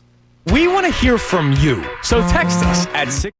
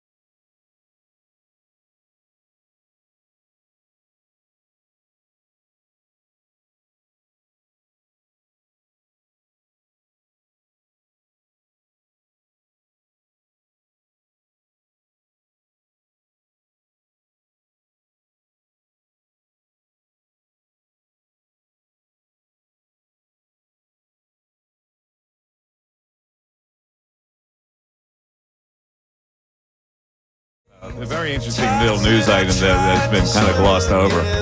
Thursday, the verdict is due on the sexual assault case involving 5 members of Canada's 2018 World Junior Hockey Team, one of which is former goaltender Carter Hart.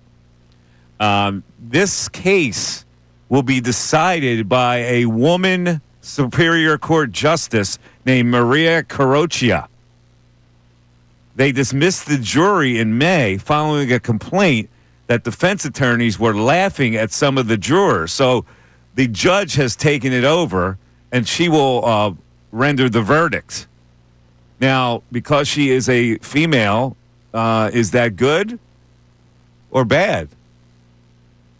I mean, in the this law's case, the law, for right?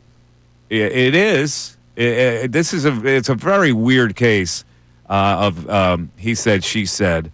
But Carter Hart is now on the verge of maybe going to jail. If he doesn't go to jail, what would his prospects be for going back to the NHL? Do you think this taints his entire career where nobody would touch him, including the Flyers? I don't think the Flyers will. I mean, I can't speak for 31 other organizations on that one. It kind of, I forget who said it on what show, but I do remember that coming across as like, yeah, this team doesn't seem to have you any. Remember the days when we used to talk about, we used to make lists of the top 10 most exciting players in town right now? Mm-hmm. And he was prominently on the list always. Yes. Man, what a fall for that dude. Uh-huh. All right, 610-632-0975. Let's go to Matt in Havertown. He's got a trade proposal for us. Matt, what do you got, buddy? Mike, can you hear me, man? I got you, Matt. Go ahead. I haven't talked to you in 100 years. How are you feeling? How are you doing, man? I feel like I'm 100 years old. So if you haven't talked to me in 100 years, you talked to me when I was fresh. Well, you sound great. Thank you, buddy. I appreciate it. Here's my trade proposal. Let me ask you a personal question. What do Yeah. you want more, a bat or a pitcher? what you got? I think I want an arm more. I think I need an arm more. I just can't. I can't see going like the Phillies pitchers. I think they put the flat. It was like 6.2 innings they're averaging. You got to get an out in the 6th and 3 outs in the 7th. And so therefore, I got to get that type of a pitcher who can get me to the 9th, or get the guy who can pitch me to the 9th and have the guys filter down to get the outs in the 6th and 7th. What are your thoughts on Kenley Jansen? Yeah. I don't know about him. He doesn't have to. He's still getting people out, but he also is so erratic that he could give it up. I think I would go for safer choices than that. I think you can get him for super cheap. You probably could. And they have outfielders. That Ward kid who we watched play against the Phillies and lit him up. I think he's good, man. I think you can come up with something for. And there's your left fielder. So you get what's it called, Taylor Ward, and then you get what's it called, Jansen. Taylor Ward and Kenley Jansen. In a deal, and that's a deal we have not discussed. That's interesting. And I don't know what you'd have to give up, but the Angels are going nowhere. No, the Angels are not going nowhere. They're in playoff contention. That's the problem. They're 2 games under 500. Yeah, but they're still in playoff contention. Well, okay, yeah, but I think you can ransack them for nothing. I don't. You might be able to. I don't know. What do you think of that deal, Ray? Kenley Jansen and Taylor Ward.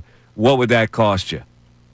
I don't think you'd be breaking the bank for it. I mean, I'm pro Taylor Ward and have been for a while. Would you be okay with that deal if Jansen's attached to the deal? I feel like I could go somewhere else though for my relief. Jansen would not be your 9th inning guy. So I don't know how that would affect him. Who would be your 9th inning guy? Who's going to take the ball in the 9th? I mean, he might be if you trade for him, though. Yeah, but he's so shaky sometimes. I don't know. Matt, let me give you a general knowledge question. All right, go for it. All right, this is the area of general knowledge. So let me give you this question here.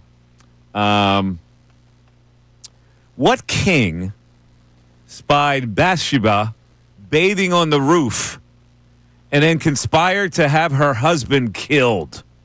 A little biblical action for you. Look at you going Old Testament on The me. Old Testament. That'd be a young King David. That is absolutely correct. Well, you can't get anything by Matt. That is a correct answer, which gives the audience 5, and they take the lead on Ray. I mean, I got to give Matt credit right there. That He was went big. Old Testament on him. And That was big. All right. testament to him. Here's your question. What food makes Mario grow larger in the original Super Mario Brothers? Mushroom. That is correct. It's the magic mushroom, though, right? Yes. The magic mushroom. That ties the score. Oh, no, we need a tiebreaker. I don't think we're going to get another call for the tiebreaker. I don't know. They got about 5 minutes. I'll tell you how we're going to decide it. We're going to give you a question. And if you get it right, you win. You have defeated the audience. If you get it wrong, the audience wins. Okay. And we're going to do that in a little bit. First, we're going to go to the text board because I want to exhaust all the people that texted us today with, they get ticked off at Ray because he doesn't read their text. So what good ones have we missed today on the text board? All right. Well, in here we get Nick from Allentown who was trying to hop in on the phone earlier. I think you're right about catcher's interference. It's been a rule all the way back to my Legion high school days, even in Little League. I also want to say, as a Giants fan, Saquon Barkley is such a good kid, great player. I was so sick of other Giants fans saying he was overrated. I'm happy he went to a team like the Eagles with the line to show what kind of player and skill he really has. I'm not even mad about it. He deserved to win. Huh. Okay. All right. There you go. Okay. Let's come down to general knowledge. I'm actually going to give you a best of 3. You got to get 2 of the 3, right? Oh, boy. All right? All right, Ray. The first question is, what fashion designer had the initials YSL?